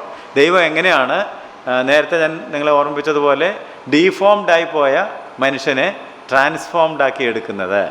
ദൈവം രൂപപ്പെടുത്തി സ്വരൂപത്തിൽ, എന്നാൽ അവൻ എന്ത് സംഭവിച്ചു? അവൻ വിരൂപനായി പോയി. ആ വിരൂപനായി പോയവനെ സ്വരൂപത്തോട് അനുരൂപപ്പെടുത്തുവാനായിട്ട് ഒരു രൂപാന്തരത്തിൻ്റെ പ്രക്രിയ എങ്ങനെയാണ് മാനവജാതിയിൽ ദൈവം തുടങ്ങിയതെന്നുള്ള കാര്യമാണ് 12-ാം അധ്യായം മുതൽ വെളിപ്പാട് പുസ്തകത്തിൻ്റെ 22-ാം അധ്യായം വരെ പറഞ്ഞിരിക്കും. അതിൻ്റെ തുടക്കമാണ് 12-ാം അധ്യായത്തിൽ നമ്മൾ കാണുന്നതെന്നുള്ള കാര്യം ഓർക്കണം. അതുകൊണ്ട് ചരിത്രമെന്ന് പറയുമ്പോൾ ദൈവം തിരഞ്ഞെടുത്ത ദൈവത്തിൻ്റെ ജനത്തിൻ്റെ ചരിത്രം, അത് തന്നെ ഒറ്റയടിക്ക് നമുക്ക് വെളിപ്പാട് വരെ പോകാൻ ഒക്കുകയില്ല. 2000 കൊല്ലമെന്ന് പറയുമ്പോൾ ഉൽപ്പത്തി 12-ാം അധ്യായം മുതൽ എസ്തേർ വരെ. ആദ്യം എസ്തേർ കഴിഞ്ഞാൽ പിന്നെ ഒരു ഗ്യാപ്പുണ്ട്. ആ ഗ്യാപ്പ് കഴിഞ്ഞിട്ട് ആണ് വീണ്ടും ഒരു 2000 കൊല്ലത്തിൻ്റെ ചരിത്രം. 400 കൊല്ലത്തെ ഗ്യാപ്പ് കഴിഞ്ഞിട്ടാണ് വീണ്ടും ഒരു 2000 കൊല്ലം ഇപ്പോൾ കഴിഞ്ഞിരിക്കുന്നത്. അതുകൊണ്ട് ഇങ്ങനെ ഈ ചരിത്രത്തെ തിരിക്കാമെന്നുള്ള കാര്യം ഓർക്കുക. ആദ്യത്തെ 2000 കൊല്ലം ഉൽപ്പത്തി 1 മുതൽ 11 വരെ, പിന്നത്തെ 2000 കൊല്ലം ഉൽപ്പത്തി 12-ാം അധ്യായം മുതൽ പഴയ നിയമം തീരുന്നത് വരെ, അല്ലെങ്കിൽ എസ്തേർ ഓർ മലാഖി. എസ്തേർ എന്ന് പറയുന്നത് ഹിസ്റ്റോറിക്കലായിട്ടും മലാഖി എന്ന് പറയുന്നത് പുസ്തകമനുസരിച്ചും. പിന്നെ ഒരു ചെറിയ ഗ്യാപ്പ് കഴിഞ്ഞിട്ട് വീണ്ടും യേശുക്രിസ്തു ജനിക്കുന്നത് മുതൽ ഇന്നേക്ക് അനദർ 2000 കൊല്ലം കഴിഞ്ഞിരിക്കുന്നു. ഇങ്ങനെയാണ് ബൈബിളിൻ്റെ ചരിത്രം പോകുന്നത് എന്നുള്ള കാര്യം ഓർക്കുക. 12-ാം അധ്യായം മുതൽ 50-ാം അധ്യായം വരെ നമ്മൾ വായിക്കുമ്പോൾ നേരത്തെ ഞാൻ നിങ്ങളോട് പറഞ്ഞതുപോലെ 350 കൊല്ലം ജീവിച്ചിരുന്ന 4 വ്യക്തിത്വങ്ങളെയാണ് നമ്മളവിടെ കാണുന്നത്. അബ്രഹാം, ഇസഹാക്ക്, യാക്കോബ്, ജോസഫ്. അബ്രഹാമിനെ കുറിച്ച് 12 മുതൽ 23 വരെയുള്ള അധ്യായങ്ങളിലും, ഇസഹാക്കിനെ കുറിച്ച് 24 മുതൽ 26 വരെയുള്ള അധ്യായത്തിലും, യാക്കോബിനെ കുറിച്ച് 27 മുതൽ 36 വരെയുള്ള അധ്യായത്തിലും, ജോസഫിനെ കുറിച്ച് 37 മുതൽ 50 വരെയുള്ള അധ്യായത്തിലും പറഞ്ഞിരിക്കുന്നു. അധ്യായങ്ങളെല്ലാം കിട്ടിയെന്ന് ഞാൻ കരുതുന്നു. അബ്രഹാം 12 മുതൽ 23 വരെ, ഇസഹാക്ക് 24 മുതൽ 26 വരെ, യാക്കോബ് 27 മുതൽ 36 വരെ, ജോസഫ് 37 മുതൽ 50 വരെ. അപ്പോൾ ഇവിടെ ദൈവം തുടങ്ങുന്ന ഒരു പുതിയ കാര്യം നിങ്ങൾ ശ്രദ്ധിക്കേണ്ടതുണ്ട്. അതെന്താണെന്ന് ചോദിച്ചാൽ, ഞാൻ നേരത്തെ നിങ്ങളോട് പറഞ്ഞത് ദൈവം പുനർനിർമ്മാണ പ്രക്രിയ ഒരു ഇൻഡിവിജ്വൽ ലെവലിലാണ് ചെയ്തുകൊണ്ടിരുന്നത്. നമ്മൾ ആരെയൊക്കെ കണ്ടു? ഹാബേലിനെ കണ്ടു, ഹാനോക്കിനെ കണ്ടു, നോഹയെ കണ്ടു. ഇങ്ങനെ ചില വ്യക്തിത്വങ്ങളെ രൂപപ്പെടുത്തി മനുഷ്യരുടെ മുമ്പിൽ അവതരിപ്പിച്ചിട്ട് ഇങ്ങനെയാണ് ജീവിക്കേണ്ടത്. പക്ഷേ ഈ വ്യക്തിത്വങ്ങളെ കാണാനായിട്ട് പരിമിതിയുണ്ട്. കാരണം അവർ ജീവിച്ചിരുന്ന ആ പരിസരത്തുള്ളവർക്ക് മാത്രമേ കാണാൻ പറ്റുമായിരുന്നുള്ളൂ. പക്ഷേ ഇപ്പോൾ എന്ത് സംഭവിച്ചു? ജനങ്ങൾ ഭൂമിയിലൊക്കെയും ചിതറിപ്പോയി. ഈ ഭൂമിയെ മുഴുവനും മനുഷ്യർ നിറച്ചു. എല്ലാ ഭൂഖണ്ഡങ്ങളിലും ജനജീവിതം എത്തിപ്പെട്ടു. ഇങ്ങനെയുള്ളൊരു കാലഘട്ടത്തിൽ അവിടെ ഇവിടെയും ഇസ്രായേലിൽ 2-3 പേര് മാത്രം ജീവിച്ചാൽ ഈ കാര്യങ്ങൾ മനസ്സിലാകുകയില്ല എന്നുള്ളതുകൊണ്ട് ദൈവത്തിൻ്റെ പദ്ധതി കുറേ കൂടെ വികസനമാകുന്നു. And God does things at a national level, not at a personal level or an individual level, but at a national level. ഒരു ദേശീയ തലത്തിൽ കുറേ കൂടെ ആളുകൾക്ക് കാണത്തക്ക തരത്തിൽ ഒരു പുതിയ പരിപാടിയിലേക്ക്, അല്ലെങ്കിൽ ഒരു സെക്കൻഡ് സ്റ്റെപ്പ്, ദൈവത്തിൻ്റെ വെളിപ്പാടിൻ്റെ, ദൈവത്തിൻ്റെ പുനർനിർമ്മാണ പ്രക്രിയയുടെ 2-ാം പടിയിലേക്ക് ദൈവം പ്രവേശിക്കുന്നു. 1-ാം പടി വ്യക്തികളെ രൂപാന്തരപ്പെടുത്തുക, 2-ാം പടി ഒരു ദേശത്തെ തന്നെ അല്ലെങ്കിൽ ഒരു രാജ്യത്തെ തന്നെ മാതൃകയാക്കുക എന്നുള്ളതാണ്. അതിന് ദൈവം തുടങ്ങുന്നതിൻ്റെ ചരിത്രമാണ് 12-ാം അധ്യായം മുതൽ നമ്മൾ വായിക്കുന്നത്. അപ്പോൾ ആ ദേശത്തിൻ്റെ പേരും അതിന് ദൈവം ഉപയോഗിച്ച ആളുകളുടെ പേരും ഒക്കെ നിങ്ങൾക്കെല്ലാം അറിയാം. ഞാനത് ഒരുപാട് സമയം വിവരിക്കേണ്ട കാര്യമില്ല. എന്നാൽ ഒരു കാര്യം നമുക്ക് പറയാതെ മുന്നോട്ട് പോകാനായിട്ട് ഒക്കുകയില്ല. Why did God do like this? എന്തുകൊണ്ടാണ് ദൈവം ഇങ്ങനെ ഒരു ജനത്തെ തിരഞ്ഞെടുക്കണം എന്ന് തീരുമാനിച്ചത്? അങ്ങനെ തീരുമാനിച്ചപ്പോൾ ദൈവം ആദ്യം ചെയ്ത ഒരാളെ തിരഞ്ഞെടുക്കുക എന്നുള്ളത്. ഇതാണ് ദൈവത്തിൻ്റെ എപ്പോഴത്തെയും പരിപാടി. ഒരു രാഷ്ട്രം ഉണ്ടാകണമെന്ന് വിചാരിച്ചാൽ ആ രാഷ്ട്രം മുഴുവൻ എവിടെ നിന്നാണ് ഉണ്ടാകുന്നത്? ഒരു അബ്രഹാമിൽ നിന്നാണ്. ഒരു മനുഷ്യജാതി മുഴുവൻ ഉണ്ടാകണമെന്ന് വിചാരിച്ചാൽ ദൈവം ആരിൽ നിന്നാണ് ഉണ്ടാക്കുന്നത്? ഒരു ആദാമിൽ നിന്നാണ്.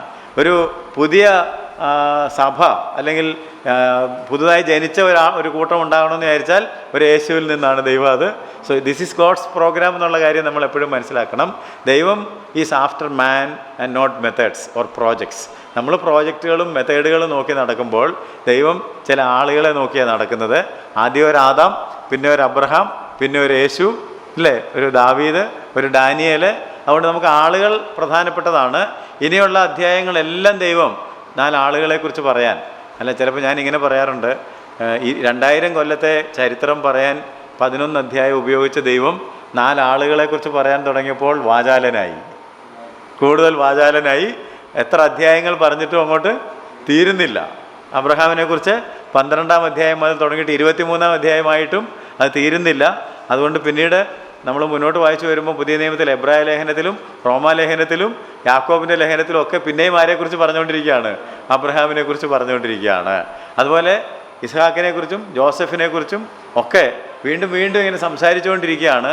എന്നാൽ നിമ്രോദിനെക്കുറിച്ചോ കയ്യനെക്കുറിച്ചോ അല്ലെങ്കിൽ നമ്മൾ ഈ കേട്ട പട്ടണ സംസ്കാരത്തെക്കുറിച്ചോ ഒക്കെ ആവർത്തിച്ച് പറഞ്ഞുകൊണ്ടിരിക്കുന്നില്ല.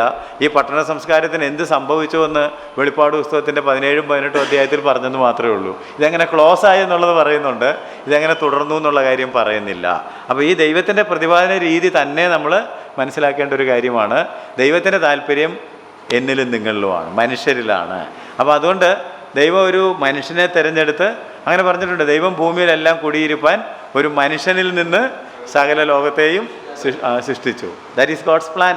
അത് നമ്മൾ കാണണം.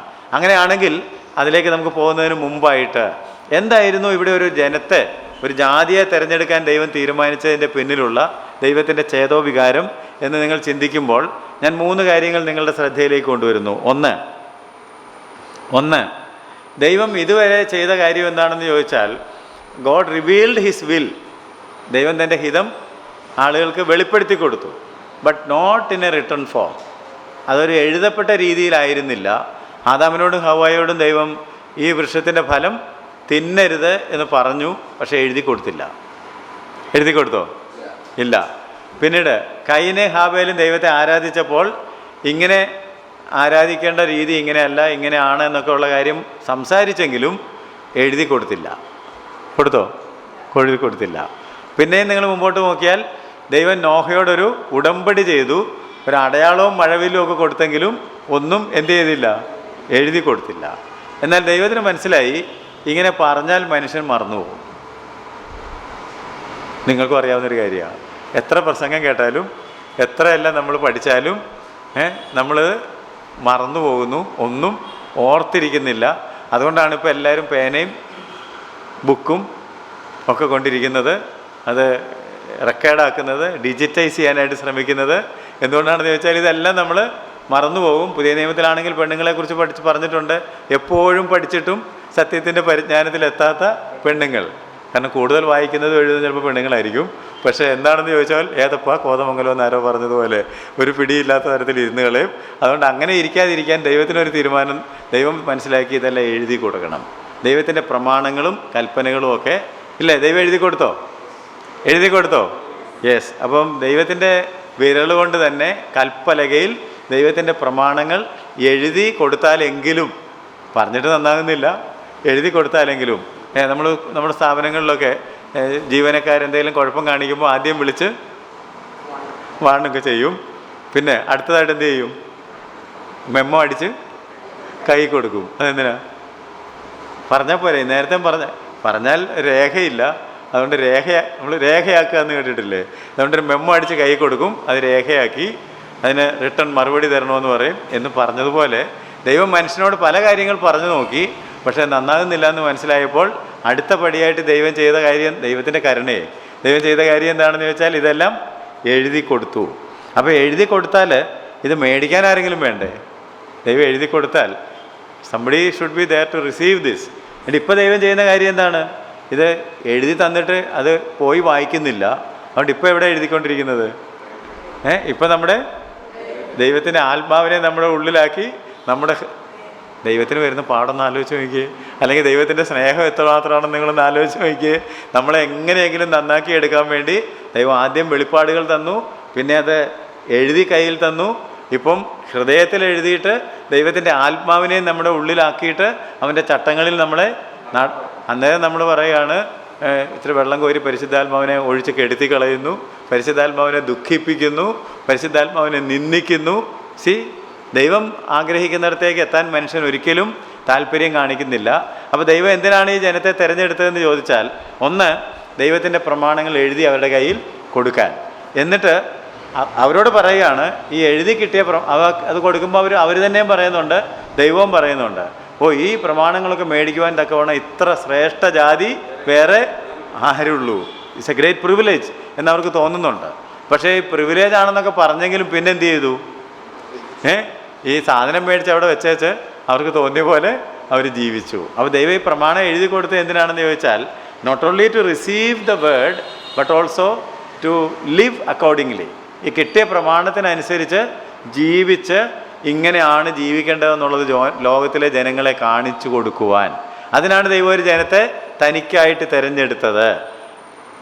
ഞാൻ പറഞ്ഞേക്ക് മനസ്സിലായോ? ഒന്ന്, ദൈവത്തിൻ്റെ മനസ്സിലിരുന്ന, ദൈവത്തിൻ്റെ ഹൃദയത്തിലിരുന്ന മനുഷ്യനെക്കുറിച്ചുള്ള ആലോചനകളൊക്കെ എഴുതി.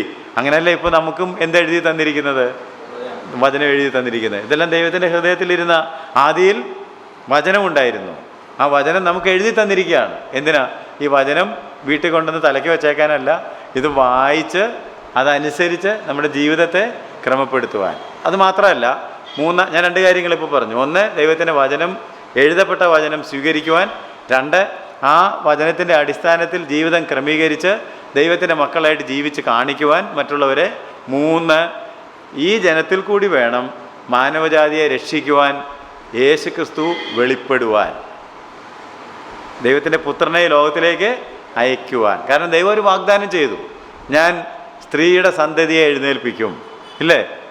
ഉൽപ്പത്തി 3:15 നിങ്ങൾക്ക് ഓർമ്മയുണ്ടെങ്കിൽ അവിടെയാണ് ആദ്യം ദൈവം ഒരു രക്ഷകനെക്കുറിച്ചുള്ള വാഗ്ദാനം കൊടുത്തത്. ആ വാഗ്ദാനത്തിൽ പറഞ്ഞു, ഞാൻ സ്ത്രീയുടെ സന്തതി. സ്ത്രീക്ക് സാധാരണ സന്തതിയില്ല, സന്തതി പുരുഷനാണ്. സീഡ് എന്ന് പറയുന്നത് പുരുഷനുള്ളതാണ്, സ്ത്രീക്കുള്ളതല്ല. പക്ഷേ പുരുഷൻ ഇല്ലാതെ സ്ത്രീയുടെ സന്തതിയായി ഒരാൾ ജനിക്കും എന്ന്, കന്യക ഗർഭിണിയായി ഒരു മകനെ പ്രസവിക്കും. ഈ വാഗ്ദാനം ദൈവം പണ്ടേ കൊടുത്തിരുന്നതാണ്. പക്ഷെ അത് ആരെങ്കിലും ഒരാളിൽ കൂടിയേ വരാനായിട്ട് സാധിക്കുകയുള്ളൂ.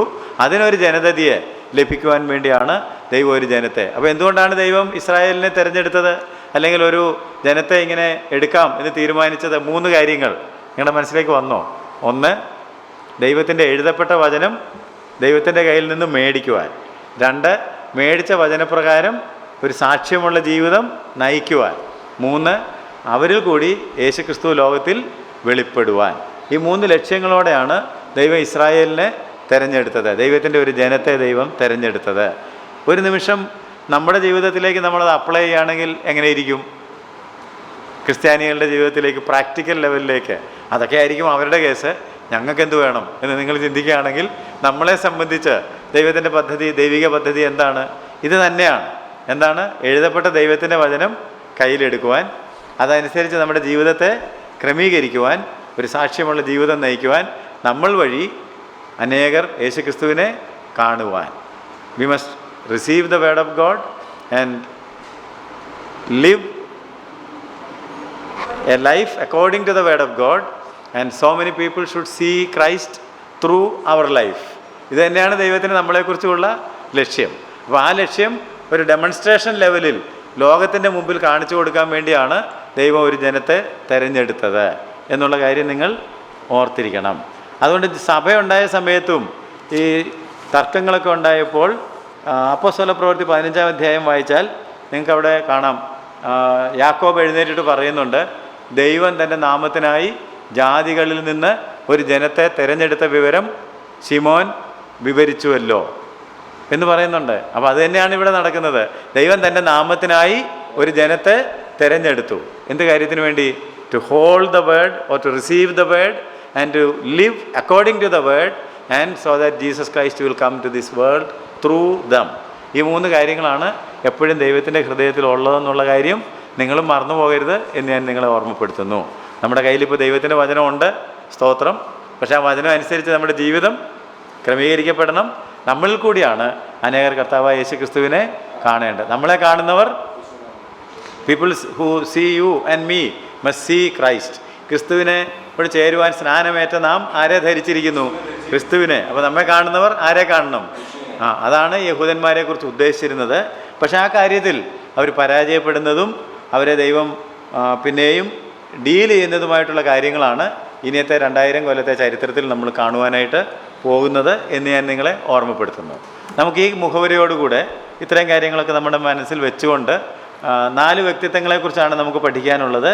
അബ്രഹാം, ഇസഹാക്ക്, യാക്കോബ്, ജോസഫ്.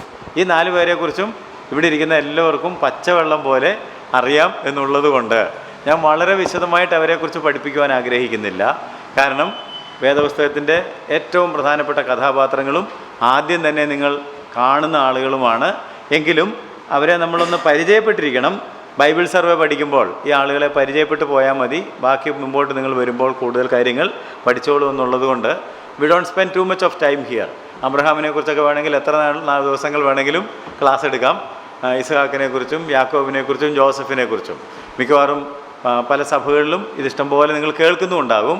അതുകൊണ്ട് നമ്മൾ ഒത്തിരി സമയം എടുക്കുന്നില്ല. എന്നാൽ സംക്ഷിപ്തമായിട്ട് ശ്രദ്ധിക്കേണ്ട ചില കാര്യങ്ങൾ മാത്രം അബ്രഹാമിനെക്കുറിച്ചും ഇസ്ഹാക്കിനെക്കുറിച്ചും യാക്കോബിനെക്കുറിച്ചും ജോസഫിനെക്കുറിച്ചും ഞാൻ നിങ്ങളുടെ ശ്രദ്ധയിൽ കൊണ്ടുവരുന്നു. ഒന്ന്, അബ്രഹാമിനെക്കുറിച്ച് നമ്മൾ പഠിക്കുമ്പോൾ ഒന്നാമത് ഉൽപ്പത്തി പുസ്തകം 12 മുതൽ 23 വരെയുള്ള അധ്യായങ്ങളും എബ്രായ ലേഖനം 11 അധ്യായത്തിൻ്റെ 8 മുതൽ 19 വരെയുള്ള അധ്യായങ്ങളും വാക്യങ്ങളും, എബ്രായ ലേഖനം 11-ൻ്റെ 8 മുതൽ 19 വരെയുള്ള വാക്യങ്ങളും, റോമാലേഖനം 4 അധ്യായത്തിൻ്റെ 17 മുതൽ 22 വരെയുള്ള വാക്യങ്ങളും, യാക്കോബിൻ്റെ ലേഖനം 2:23 നിങ്ങൾ വായിച്ചിരിക്കണം. 2-ാം അധ്യായം മുഴുവൻ വായിക്കണം, 23-ാം വാക്യമെങ്കിലും വായിച്ചിരിക്കണം. അപ്പോൾ ഈ അധ്യായങ്ങൾ വായിക്കുമ്പോൾ നമുക്ക് മനസ്സിലാക്കുവാനായിട്ട് കഴിയുന്ന ഒരു പ്രധാനപ്പെട്ട കാര്യം എന്താണെന്ന് ചോദിച്ചാൽ, അബ്രഹാം ദൈവത്തിൻ്റെ സ്നേഹിതനായിരുന്നു. അബ്രഹാം വിശ്വാസികളുടെ പിതാവായിരുന്നു. അബ്രഹാമിനെക്കുറിച്ച് ഏറ്റവും പ്രധാനമായിട്ട് അറിയേണ്ട 2 കാര്യങ്ങൾ: അവൻ ദൈവത്തിൻ്റെ സ്നേഹിതനായിരുന്നു, അല്ലെങ്കിൽ ഹാനോക്കിനെ പോലെ നോഹയെ പോലെ അബ്രഹാമും ആരുടെ കൂടെ നടന്നു? ദൈവത്തോടു കൂടെ നടന്നു. ഹാനോക്കും നോഹയുമൊക്കെ ദൈവത്തോടു കൂടെ നടന്നപ്പോൾ എന്തെല്ലാം കാര്യങ്ങൾ സംഭവിച്ചു എന്നുള്ളത് ഡീറ്റെയിൽ ചെയ്തിട്ടില്ല. നിങ്ങൾ ബൈബിളിൻ്റെ പ്രതിപാദന രീതി നോക്കിയാൽ ഹാനോക്ക് നടന്നപ്പോൾ ഒന്നും തന്നെ എക്സ്പ്ലെയിൻ ചെയ്തിട്ടില്ല. നോഹയുടെ കാര്യം വന്നപ്പോൾ കുറച്ചുകൂടെ എക്സ്പ്ലെയിൻ ചെയ്തു. അബ്രഹാമിൻ്റെ കാര്യം വന്നപ്പം കുറച്ചും കൂടി എക്സ്പ്ലെയിൻ ചെയ്തു. ഇത്രേ ഉള്ളൂ. ഇങ്ങനെയാണ് ദൈവം എപ്പോഴും കാര്യങ്ങൾ വെളിപ്പെടുത്തുന്നത്. Simple beginning, little more, the best എന്ന് പറഞ്ഞ പോലെയാണ്. അപ്പോൾ ഹാനോക്കിനെ കുറിച്ച് ദൈവത്തോടു കൂടെ നടന്നെന്ന് മാത്രമേ പറഞ്ഞുള്ളൂ. നോഹയോട് കൂടെ നടന്നപ്പം ചില കാര്യങ്ങളൊക്കെ നോഹയെ കൊണ്ട് ചെയ്യിപ്പിച്ചു. വീഴ്ചകളൊന്നും സംഭവിച്ചതായിട്ട് നമ്മൾ കാണുന്നില്ല. നോഹ അങ്ങനെ തന്നെ ചെയ്തു, ദൈവം പറഞ്ഞതുപോലെ തന്നെ ചെയ്തു. എന്നാൽ അബ്രഹാമിൻ്റെ കൂടെ ദൈവം നടക്കാൻ തുടങ്ങിയപ്പോഴാണ്, അബ്രഹാമും ദൈവം കൊണ്ട് സ്നേഹിതന്മാരായപ്പോഴാണ് വീഴ്ചകളൊക്കെ വെളിപ്പെട്ട് വരാൻ തുടങ്ങിയത്. ഇസ്ന്റ് ഇറ്റ്?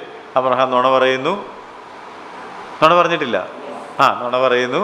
പിന്നെ ദൈവം ഒരു മകനെ കൊടുക്കാമെന്ന് പറഞ്ഞിട്ടും ഒരു മകൻ ഉണ്ടാകാൻ വേറൊരു വഴി തേടുന്നു.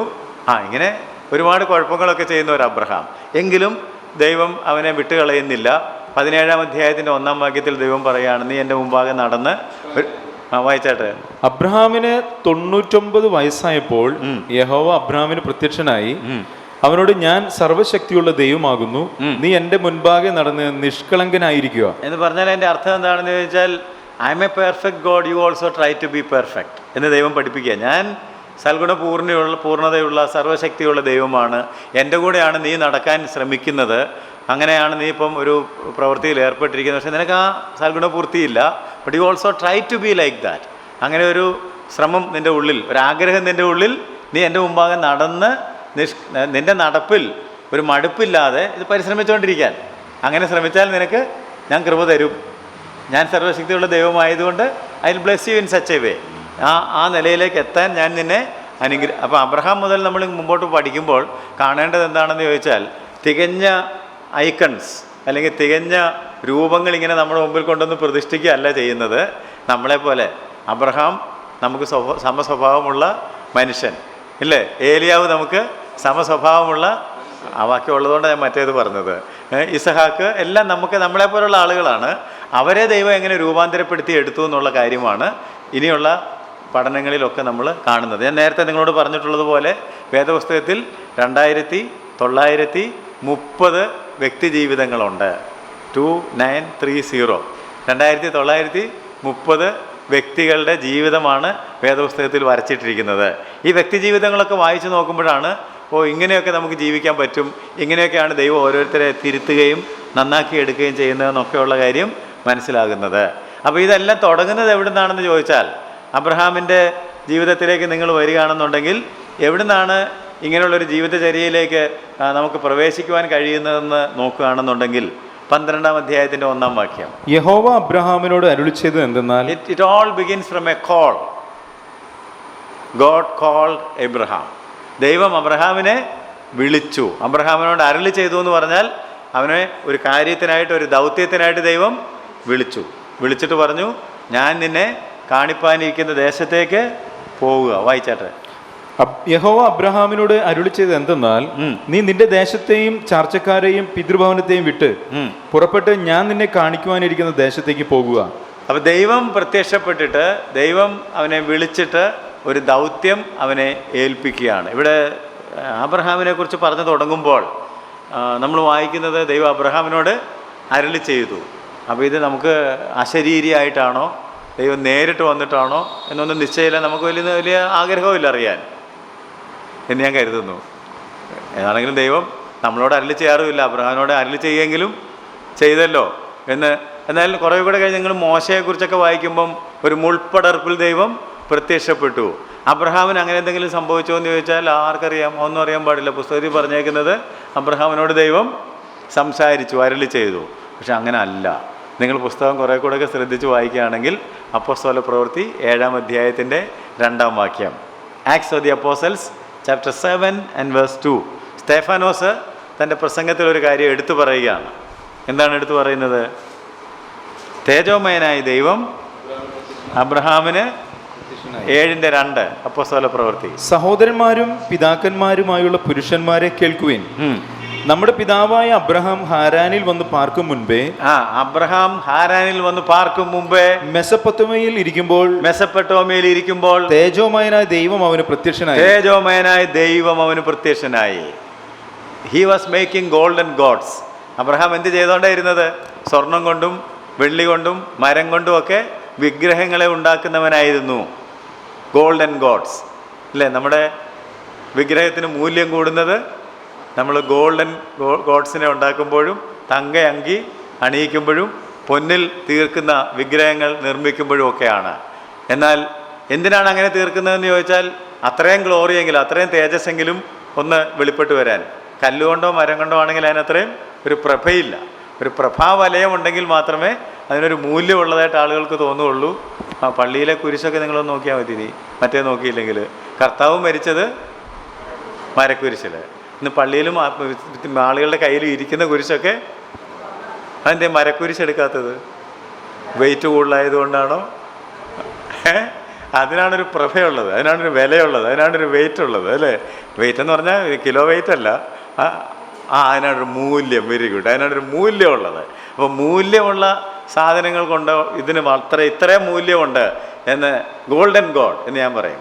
അപ്പോഴാണ് a glorious God. Our God is not a golden God, our God is a glorious God. തേജോമയനായ ദൈവം.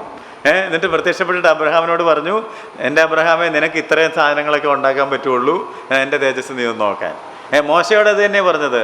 മോശ മുൾപ്പടർപ്പ് നോക്കിയപ്പോൾ ദൈവത്തിൻ്റെ തേജസ്സാണ് കണ്ടിട്ട് മുൾപ്പടർപ്പ് കത്തുന്നു, എന്നാലത് വെന്തു പോകുന്നില്ല. അങ്ങനൊരു സംഭവം ഇതുവരെ ആര് കണ്ടിട്ടില്ല? മോശ കണ്ടിട്ടില്ല.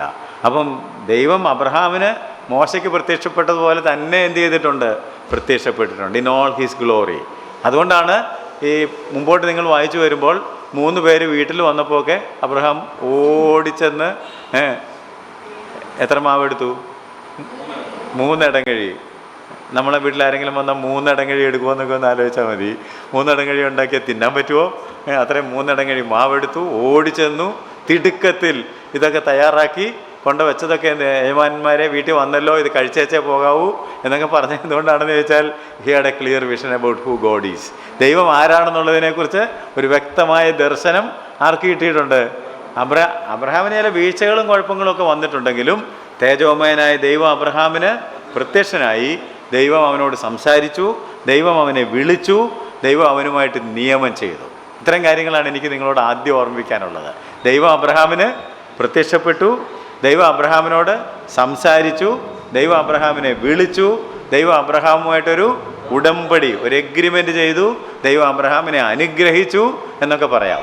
നമ്മൾ ആദ്യത്തെ 2-3 വാക്യങ്ങൾ വായിക്കുമ്പോൾ അബ്രഹാമിനെ ദൈവം അനുഗ്രഹിക്കുന്നത് നമുക്ക് കാണാം. 7 അനുഗ്രഹങ്ങൾ കൊടുത്തു. എന്തൊക്കെയാണ്? ഞാൻ നിന്നെ വലിയൊരു ജാതിയാക്കും. 1, ഞാൻ നിന്നെ വലിയൊരു ജാതിയാക്കും. നിന്നെ അനുഗ്രഹിച്ച് നിന്റെ പേര് വലുതാക്കും. ഞാൻ നിന്നെ അനുഗ്രഹിക്കും, ഞാൻ നിന്റെ പേർ വലുതാക്കും. നീ ഒരു അനുഗ്രഹമായിരിക്കും. നീ ഒരു അനുഗ്രഹമായിരിക്കും. നിന്നെ അനുഗ്രഹിക്കുന്നവരെ ഞാൻ അനുഗ്രഹിക്കും. നിന്നെ അനുഗ്രഹിക്കുന്നവരെ ഞാൻ അനുഗ്രഹിക്കും. നിന്നെ ശപിക്കുന്നവരെ ഞാൻ ശപിക്കും. നിന്നെ ശപിക്കുന്നവരെ ഞാൻ ശപിക്കും. നിന്നിൽ ഭൂമിയിലെ സകല വംശങ്ങളും അനുഗ്രഹിക്കപ്പെടും. അപ്പൊ അബ്രഹാമിനോട് പറഞ്ഞത് നിന്നെ അനുഗ്രഹിക്കുമെന്ന് മാത്രമല്ല, നിന്നെ തെരഞ്ഞെടുത്തേക്കുന്നത് എന്തിനാണ്? So that the whole nations will be blessed.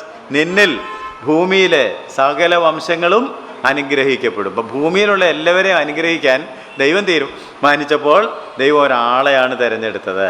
ഇതുപോലെ ദൈവം ഭൂമിയിലുള്ള എല്ലാവരെയും അനുഗ്രഹിക്കാൻ തീരുമാനിച്ചപ്പോഴാണ് ഒരു യേശുവിനെ അയച്ചത്. അതുകൊണ്ട് ഒരാളെ ദൈവം എഴുന്നേൽപ്പിച്ചത് ആ ആളെ അനുഗ്രഹിക്കാൻ മാത്രമല്ല, ഭൂമിയിലുള്ള സകല ജാതികളെയും അനുഗ്രഹിക്കാനായിട്ടാണ്.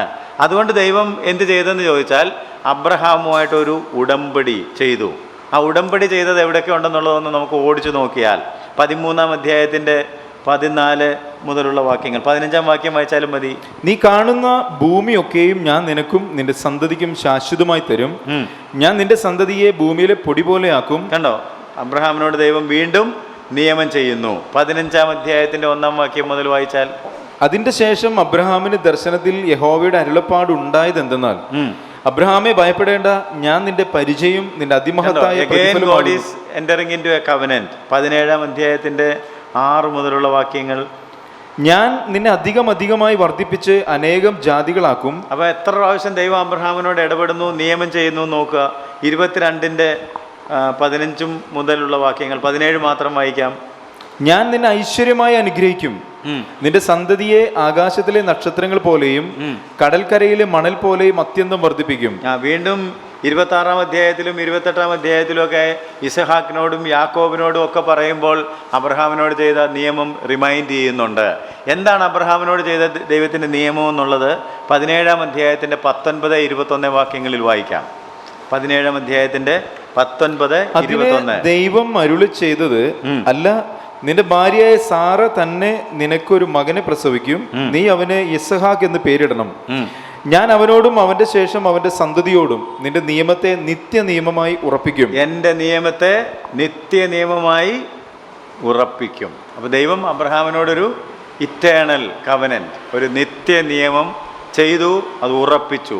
അത് ആവർത്തിച്ച് അബ്രഹാമിനോട് ദൈവം ഉറപ്പിച്ചു കൊടുത്തു. എന്താണ് ആ നിയമം? നിന്നെ ഒരു വലിയ ജാതിയാക്കും, നിന്നിൽ ഭൂമിയിലെ സകല ജാതികളും അനുഗ്രഹിക്കപ്പെടും, നീ ഒരു അനുഗ്രഹമായിരിക്കും, നിന്റെ പേര് ഞാൻ വലുതാക്കും, നീ അനുഗ്രഹിക്കുന്നവരെ ഞാൻ അനുഗ്രഹിക്കും, നിന്നെ ശപിക്കുന്നവരെ ഞാൻ ശപിക്കും. ഇങ്ങനെ ഒരു അനുഗ്രഹത്തിൻ്റെ പാക്കേജ്, ഒരു ഉടമ്പടിയുടെ പാക്കേജ്. പിന്നെ ആ ഉടമ്പടിക്ക് ഒത്തിരി ക്ലോസുകളൊക്കെ ഉണ്ട്. ആ ക്ലോസുകളൊക്കെ എങ്ങനെ ദൈവം വർക്കൗട്ട് ചെയ്തു, ഏതെല്ലാം തരത്തിൽ ദൈവത്തിന് അബ്രഹാമിനെ രൂപപ്പെടുത്തി എടുക്കേണ്ടി വന്നു എന്നൊക്കെയുള്ള കാര്യങ്ങളെല്ലാം നിങ്ങൾക്ക് പഠിക്കാം. എന്നാൽ ഞാൻ അബ്രഹാമിനെ കുറിച്ച് പഠിപ്പിക്കുമ്പോൾ 3 പ്രധാനപ്പെട്ട കാര്യങ്ങൾ മാത്രമാണ് പറയാറുള്ളത്. ബാക്കിയുള്ളത് നിങ്ങൾ ഇഷ്ടം പോലെ കേട്ടിട്ടുള്ളതുകൊണ്ട്, പഠിച്ചിട്ടുള്ളതുകൊണ്ട്. അതുകൊണ്ട് ആ കാര്യം മാത്രം പഠിച്ച് നമുക്ക് ഇന്നത്തെ ക്ലാസ് അവസാനിപ്പിക്കാം. അബ്രഹാമിൻ്റെ ജീവചരിത്രം നമുക്ക് 3 വാക്കുകളിൽ സംഗ്രഹിക്കാം എന്ന് ഞാൻ പറയാറുണ്ട്. 12-ാം അധ്യായം 7, 8, 9 വാക്യങ്ങൾ. യഹോവ അബ്രഹാമിന് പ്രത്യക്ഷനായി, നിന്റെ സന്തതിക്ക് ഞാൻ ഈ ദേശം കൊടുക്കുമെന്ന് അരുളി ചെയ്തു. തനിക്ക് പ്രത്യക്ഷനായ യഹോവയ്ക്ക് അവൻ അവിടെ ഒരു യാഗപീഠം പണിതു. അവൻ അവിടെ നിന്ന് ബഥേലിലേക്ക് കിഴക്കുള്ള മലയിലേക്ക് പുറപ്പെട്ടു. ബഥേൽ പടിഞ്ഞാറും ഹായ് കിഴക്കുമായി കൂടാരം അടിച്ചു. അവിടെ അവൻ യഹോവയ്ക്ക് ഒരു യാഗപീഠം പണിതു, യഹോവയുടെ നാമത്തിൽ ആരാധിച്ചു. അബ്രഹാം പിന്നെയും തെക്കോട്ട് യാത്ര ചെയ്തുകൊണ്ടിരുന്നു. 3 പദങ്ങൾ നിങ്ങൾ അടിയിൽ വരയ്ക്കുക: യാഗപീഠം, കൂടാരം, യാത്ര. അബ്രഹാമിൻ്റെ ജീവചരിത്രം 3 വാക്കുകളിൽ എന്ന് വേണമെങ്കിൽ പറയാം. എന്തൊക്കെയാണ് അബ്രഹാം ചെയ്ത കാര്യങ്ങൾ? യാഗപീഠം, കൂടാരം, യാത്ര. കാരണം അബ്രഹാമിനെ ദൈവം എന്തിനാണ് വിളിച്ചത്? നിന്നെ കാണിപ്പാനിരിക്കുന്ന ദേശത്തേക്ക്. ഞാൻ നിന്നെ കാണിച്ചില്ല, ഞാൻ നിന്നെ കാണിപ്പാനിരിക്കുന്ന ദേശത്തേക്ക് വിട്ട് പുറപ്പെട്ട് വരിക. ബാക്കി പിന്നെ പറയാമെന്നാണ് പറഞ്ഞത്. അപ്പോൾ അങ്ങനെയാണെങ്കിൽ അബ്രഹാം എന്ത് ചെയ്യണം? യാത്ര ചെയ്യണം, ഇല്ലേ? യാത്ര ചെയ്യണം. അതുകൊണ്ട് നമ്മളിപ്പോൾ വായിച്ചെടുത്തുണ്ടായിരുന്നല്ലോ, അബ്രഹാം പിന്നെയും തെക്കോട്ട്. വായിച്ചാട്ടെ. അബ്രഹാം പിന്നെയും തെക്കോട്ട് യാത്ര ചെയ്തുകൊണ്ടിരുന്നു. അബ്രഹാമിന്റെ ജീവിതത്തിൽ ഉടനീളം നിങ്ങൾ കാണാൻ പോകുന്ന ഒരു കാര്യം എന്താണെന്ന് ചോദിച്ചാൽ, യാത്ര ചെയ്യുന്ന ഒരു അബ്രഹാം. എന്താ യാത്ര ചെയ്തുകൊണ്ടിരിക്കുന്നത്? അവനെ വിളിച്ചത് യാത്ര ചെയ്യാനായിട്ടാണ്, അല്ലേ? വിളി മറന്നിട്ടില്ല. വിളിച്ചപ്പോൾ തന്നെ പറഞ്ഞു, വിട്ടു പുറപ്പെട്ട് എൻ്റെ പുറകെ പോരെ, ഞാൻ നിന്നെ കാണിക്കാം. ഞാൻ കാണിച്ചിട്ടില്ല. കാണിച്ചിട്ടുണ്ടായിരുന്നെങ്കിൽ എവിടെയെങ്കിലുമൊക്കെ ഇരുന്ന് പതുക്കിയൊക്കെ പോകായിരുന്നു. ഇത് കാണിച്ചിട്ടില്ലാത്തത് കൊണ്ട് ക്ലോസ് ആയിട്ട് ദൈവത്തിനോട് പോയെങ്കിൽ അവിടെ എത്തിച്ചേരാൻ പറ്റുള്ളൂ. So he kept going and going. അതാണ് ഒരു പ്രധാനപ്പെട്ട കാര്യം. അപ്പോൾ നമ്മുടെ ലൈഫിലേക്ക് അപ്ലൈ ചെയ്യുമ്പോൾ ഇതുപോലെ ദൈവവും നമ്മളെ എന്ത് ചെയ്തിട്ടുണ്ട്? വിളിച്ചിട്ടുണ്ട്. അവൻ്റെ കൂടെ നമ്മൾ പൊയ്ക്കൊണ്ടിരിക്കുകയാണ്. ഇടയ്ക്ക് കലിങ്കാലൊന്നും കയറി ഇരുന്നേക്കരുത്. മനസ്സിലായി? ഇടയ്ക്ക് ക്ഷീണിച്ച് മടുത്ത്, നിങ്ങളുടെ ഉള്ളിൽ ക്ഷീണിച്ച് മടുത്ത് എവിടെയെങ്കിലും കുത്തിയിരുന്ന് ജീവിതം പാഴാക്കരുത്. You keep going. നിങ്ങൾ തിരക്കുള്ള എയർപോർട്ടുകളിലോ റെയിൽവേ സ്റ്റേഷനിലോ ഒക്കെ ചെല്ലുകയാണെന്നുണ്ടെങ്കിൽ അവിടുത്തെ സ്റ്റെയറും അവിടുത്തെ ഇടനാഴികളും ഒക്കെ നിങ്ങൾ നടന്നു പോകുമ്പം ഒരു ചെറിയ അനൗൺസ്മെൻറ്റ് ഇങ്ങനെ കേട്ടോണ്ടിരിക്കും. എന്താണെന്നറിയാമോ? Keep going, keep going, keep going. ഇനി പോകുമ്പോഴെങ്കിലും ശ്രദ്ധിക്കണം കേട്ടോ. എന്താ കാര്യം? ആണെങ്കിൽ അങ്ങനെ പൊക്കോണ്ടിരുന്നപ്പോഴാണ് നമ്മുടെ പരിചയത്തിലുള്ള അയൽവക്കത്തുള്ള ഒരു ടീമിനെ കണ്ടു. ഉടനെ പെട്ടിയും പ്രമാണമൊക്കെ അവിടെ വെച്ചിട്ട് ഓ കെട്ടിപ്പിടിച്ചോ, അയ്യോ നീ ഇവിടെ ഉണ്ടായിരുന്നോ എന്നൊക്കെ ചോദിച്ച് വർത്താനമൊക്കെ തുടങ്ങി. ഭയങ്കര സ്നേഹപ്രകടനം. അപ്പോൾ അങ്ങേപ്പുറത്ത് വേറൊരു ഫാമിലി വേറൊരു കൂട്ടരെ കണ്ടു. ചുരുക്കം പറഞ്ഞാൽ ആർക്കും മുമ്പോട്ടും പുറകോട്ടും ഒന്നും പോകാൻ പറ്റാതെ ട്രാഫിക് ജാം. വണ്ടിയൊന്നും ഇല്ലായിരുന്നു, നമ്മൾ മാത്രമേ ഉണ്ടായിരുന്നുള്ളൂ. പക്ഷേ ഭയങ്കര ട്രാഫിക് ജാം. അതുകൊണ്ട് ഈ കെട്ടിപ്പിടിക്കുന്ന കൂട്ടത്തിൽ തന്നെ എന്ത് ചെയ്തോണമെന്നാണ് അവിടെ അനൗൺസ് ചെയ്തുകൊണ്ടിരിക്കുന്നത്. കെട്ടിപ്പിടുത്തമൊക്കെ കൊള്ളാം, വാർത്തകളൊക്കെ കൊള്ളാം, പെട്ടി കൊള്ളാം, പ്രമാണം കൊള്ളാം, കീപ് ഗോയിങ്. ഇത് ദൈവം നമ്മളോട് പറഞ്ഞുകൊണ്ടിരിക്കുന്ന ഒരു കാര്യമാണ്, കീപ് ഗോയിങ്. അതുകൊണ്ടാണ് പാട്ടുകാരൻ പറഞ്ഞ യാത്ര ചെയ്യും ഞാൻ ക്രൂശെ നോക്കി, യുദ്ധം ചെയ്യും ഞാൻ യേശുവിനായി. എപ്പോൾ വരെ? അന്ത്യശ്വാസം വരെയും. അപ്പം കർത്താവ് നമ്മളോട് പറയുന്ന അബ്രഹാമിൽ കൂടി നമ്മളെ പഠിപ്പിക്കുന്ന സുപ്രധാനമായിട്ടുള്ള ഒരു കാര്യം കീപ് ഗോയിങ്. ഇവിടെ എങ്ങും നിൽക്കരുത്, കീപ് ഗോയിങ്. ഇതൊന്നും നിങ്ങളുടെ നാടല്ല. നിങ്ങൾ അന്യരും പരദേശികളും താൽക്കാലികമായിട്ട് കടന്നു പോകുന്നവരുമാണ്. നിത്യനാട്ടിലേക്ക് നിങ്ങൾക്ക് പോകാനുണ്ട്. ഞാൻ നിങ്ങളെ അങ്ങോട്ട് ഗൈഡ് ചെയ്തുകൊണ്ടിരിക്കുകയാണ്. Keep close to the guide എന്നും കൂടെ വേണേൽ പറയാം. നിങ്ങൾക്ക് അറിയാൻ പാടില്ലാത്ത സ്ഥലത്തേക്ക് പോകുമ്പോൾ നിങ്ങളെ ഗൈഡിൻ്റെ കൂടെ ചേർന്ന് നിൽക്കുകയാണെങ്കിൽ that guide will guide you properly.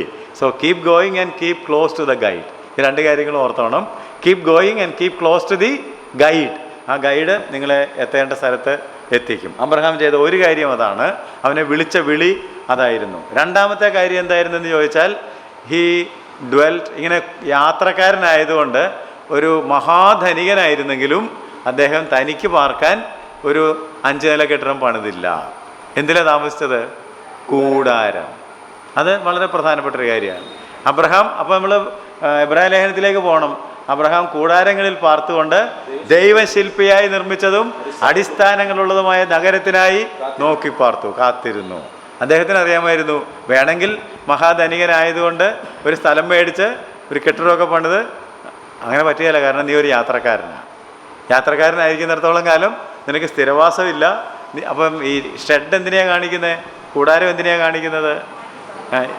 ഇപ്പോഴത്തെ നമ്മുടെ നാട്ടിൽ അധികം കാണുന്നില്ല. എങ്കിലും പണ്ട് കാലത്ത് ഈ റോഡ് കുഴിക്കാനൊക്കെ വരുന്ന ആളുകൾക്ക് ഇപ്പോൾ നമുക്ക് പുതിയ മെഷീനറിയൊക്കെ വന്നതുകൊണ്ട് അവരെല്ലാം ഈ പണി കഴിയുമ്പോൾ ഒരു ടെൻ്റ് അങ്ങോട്ട് കെട്ടും, അതിനൊരു അടി കിടന്ന് ഉറങ്ങും.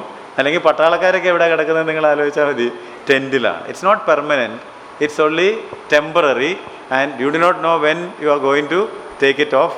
അത് മാത്രമല്ല, അതിനകത്ത് ഫ്രീഡം വളരെ കുറവാണ്. നമുക്ക് അവിടെ 2 ബെഡ്റൂമും 4 ബാത്റൂമും ഒരു കിച്ചനും ഒക്കെ ടെൻറ്റിനകത്തുണ്ടോ? അതൊന്ന് ചിന്തിച്ച് നോക്കിയേ. It is touching. നിങ്ങളുടെ ദേഹത്ത് തന്നെ അവിടെ എവിടെയൊക്കെ തൊടും, എഴുന്നേറ്റ് നിൽക്കാനോ നോക്കുകയല്ല. അപ്പോൾ ജസ്റ്റ് ലിവിങ് എന്നായി പറഞ്ഞത്. നമ്മളിവിടെ അങ്ങ് ഇവിടുത്തെ കാരല്ല, ഇവിടെ അങ്ങ് ജീവിച്ച് പോകുന്നെന്ന് മാത്രമേ ഉള്ളൂ. താൽക്കാലികമായിട്ട് ഇവിടെ ഒരു കൂടാരം അടിച്ചിട്ടുണ്ടെന്ന് മാത്രമേ ഉള്ളൂ, ഇല്ലേ? ഏറെയായാൽ 70, ഇനി കുറച്ചുകൂടെ പറഞ്ഞാൽ 80, അത് കഴിയുമ്പോൾ പറഞ്ഞു വിടും. അപ്പോൾ അങ്ങനെയാണെങ്കിൽ ഇവിടെ നമുക്ക് നിലനിൽക്കുന്നതൊന്നുമില്ല. അതുകൊണ്ട് അബ്രഹാമിൻ്റെ ഈ ലോക ജീവിതത്തെ ചിത്രീകരിക്കുന്ന ഒരു നല്ല പിക്ചറാണ് കൂടാരം. പക്ഷെ അദ്ദേഹം പണിതൊരു സാധനമുണ്ട്. എന്താ പണിതത്? പോയിടത്തൊക്കെ എന്ത് പണിതു? യാഗപീഠം. എന്താ അതിൻ്റെ അർത്ഥം? എന്തിനാണ് യാഗപീഠം പണിതത്? ദൈവത്തെ ആരാധിക്കണം, ദൈവവുമായിട്ട് ഒരു ബന്ധം വേണം. അപ്പോൾ ദൈവത്തിനായിട്ട് യാഗപീഠം, തനിക്കായിട്ട് കൂടാരം, നിരന്തര യാത്ര. ഇതാണ് എനിക്ക് നിങ്ങളോട് അബ്രഹാമിനെ കുറിച്ച് ഏറ്റവും പ്രധാനമായിട്ട് ഓർമ്മിപ്പിക്കുവാനുള്ളത്. ബാക്കിയെല്ലാം നിങ്ങൾക്കറിയാം എന്ന് ഞാൻ വിശ്വസിക്കുന്നു. അബ്രഹാമിനെ വിളിച്ചതും അനുഗ്രഹിച്ചതും മകനെ കൊടുക്കാമെന്ന് പറഞ്ഞതും വിശ്വാസത്തിൻ്റെ തലങ്ങളും അതുപോലെ തന്നെ മകനെ കൊടുത്തതും പരീക്ഷിച്ചതും ജയിച്ചതും ഇല്ലേ, പിന്നെ ഒത്തിരി അനുഗ്രഹങ്ങളൊക്കെ കിട്ടിയതും അതെല്ലാം ഞാനങ്ങ് പഠിപ്പിക്കാൻ തുടങ്ങുകയാണെങ്കിൽ നമ്മുടെ ബൈബിൾ സർവേ അല്ലാതായി പോകും. So I don't want to do that. അപ്പോൾ ഈ 3 കാര്യങ്ങൾ ഓർത്തിരിക്കട്ടെ. എന്തൊക്കെയാണ് അബ്രഹാമിൽ നമ്മൾ പഠിക്കുന്നത്? 1 യാഗപീഠം, 2 കൂടാരം, 3 യാത്ര. 12-ാം അധ്യായത്തിൻ്റെ 7 മുതൽ 9 വരെയുള്ള വാക്യങ്ങൾ വായിച്ചാൽ യഹോവ അബ്രഹാമിന് പ്രത്യക്ഷനായി നിന്റെ സന്തതിക്ക് ഞാൻ ഈ ദേശം കൊടുക്കുമെന്ന് അരുളി ചെയ്തു. തനിക്ക് പ്രത്യക്ഷനായി യഹോവയ്ക്ക് അവൻ അവിടെ ഒരു യാഗപീഠം പണിതു. അവൻ അവിടെ നിന്നും ബഥേലിന് കിഴക്കുള്ള മലയ്ക്ക് പുറപ്പെട്ടു. ബഥേൽ പടിഞ്ഞാറും ഹായ് കിഴക്കുമായി കൂടാരം അടിച്ചു. അവിടെ അവൻ യഹോവയ്ക്ക് ഒരു യാഗപീഠം പണിതു. യഹോവയുടെ നാമത്തിൽ ആരാധിച്ചു. അബ്രഹാം പിന്നെയും തെക്കോട്ട് യാത്ര ചെയ്തുകൊണ്ടിരുന്നു. 13:18 വായിക്കാം. 13:18. അപ്പോൾ അബ്രഹാം കൂടാരം നീക്കി ഹെബ്രോനിൽ മമ്രയുടെ തോപ്പിൽ വന്ന് പാർത്തു. അവിടെ യഹോവയ്ക്ക് ഒരു യാഗപീഠം പണിതു. അപ്പോൾ കണ്ടോ, അവിടെ അവൻ കൂടാരം നീക്കി, എളുപ്പമുണ്ട്, കൂടാരം നീക്കി അടുത്ത സ്ഥലത്ത് വന്ന് താമസിച്ചു. എന്നിട്ട് അവിടെ യഹോവയ്ക്കൊരു യാഗപീഠം പണിതു. 20-ാം അധ്യായത്തിൻ്റെ 1-ാം വാക്യം. അനന്തരം അബ്രഹാം അവിടെ നിന്നും തെക്കേ ദേശത്തേക്ക് യാത്ര പുറപ്പെട്ടു. കാദേശിനും സൂര്യനും മധ്യേ കുടിയിരുന്നു. ഗഗാരിൽ പരദേശിയായി പാർത്തു. കുടിയിരുന്നു എന്ന് പറഞ്ഞാൽ കുടിൽ കെട്ടി താമസിച്ചു എന്ന് തന്നെ വിചാരിച്ചോളൂ. യാത്ര ചെയ്തു, കൂടാരത്തിൽ താമസിച്ചു, പരദേശിയായിരുന്നു, യഹോവയ്ക്കൊരു യാഗപീഠം പണിതു. നിങ്ങളിതിങ്ങനെ വായിച്ചു പോകുമ്പോൾ കോൺസ്റ്റൻ്റ് ആയിട്ട് ഈ 3 കാര്യങ്ങൾ റിപ്പീറ്റ് ചെയ്യുന്നത് കാണാൻ സാധിക്കും. അപ്പം ഇത് മാത്രം നിങ്ങൾ ശ്രദ്ധിച്ചിട്ടില്ലായിരുന്നെങ്കിൽ ഇനി അത് ശ്രദ്ധിക്കുക. അബ്രഹാം എന്തൊക്കെ ചെയ്തു? യാഗപീഠം പണിതു, കൂടാരം കെട്ടി, യാത്ര ചെയ്തു. യാഗപീഠം പണിതത് ദൈവത്തെ ആരാധിക്കാൻ, കൂടാരം കെട്ടിയത് തനിക്ക് പാർക്കാൻ, യാത്ര ചെയ്തത് ലക്ഷ്യത്തിലെത്താൻ. കാരണം ദൈവം വിളിച്ചത് ഒരു ലക്ഷ്യത്തിലേക്കായിരുന്നു. So Christian life is like this. നമ്മുടെ പ്രാക്ടിക്കൽ ആപ്ലിക്കേഷനിൽ ക്രിസ്തീയ ജീവിതം എന്ന് പറയുന്നത് ഇങ്ങനെയാണ്. ദൈവം നമ്മെ ഒരു ഉന്നത വിളി കൊണ്ട് വിളിച്ചിരിക്കുന്നു. അതുകൊണ്ട് കീപ് ഗോയിങ്, യാത്ര ചെയ്തുകൊണ്ടിരിക്കണം. ചെല്ലുന്നിടത്തൊക്കെ ഒരു യാഗപീഠം പണിത് ദൈവത്തെ ആരാധിക്കണം. നമുക്ക് താമസിക്കാനായിട്ട് നമ്മുടെ കാര്യങ്ങൾ ശരിയാക്കുക അല്ല പ്രധാനപ്പെട്ടത്. നമുക്ക് താമസിക്കാൻ ഒരു ചെറിയ ടെൻറ്റ് മാത്രം മതി, ഒരു കൂടാരം മാത്രം മതി. ആ കൂടാരം എത്ര ദിവസം അവിടെ ഇരിക്കുമെന്ന് നമുക്ക് അറിയാൻ പാടില്ല. അല്ല, നിങ്ങളൊന്ന് ചിന്തിച്ചാൽ, ദൈവം തന്നെ ഈ ഭൂമിയിൽ താമസിക്കാനായിട്ട് ആദ്യം തീരുമാനിച്ചപ്പോൾ ഒരു കെട്ടിടം പണിയുകയാണോ ചെയ്തത്, ടെൻ്റ് അടിക്കുകയാണോ ചെയ്തത്? ആ ടെൻറ്റിൻ്റെ പേരാണ് സമാഗമന കൂടാരം.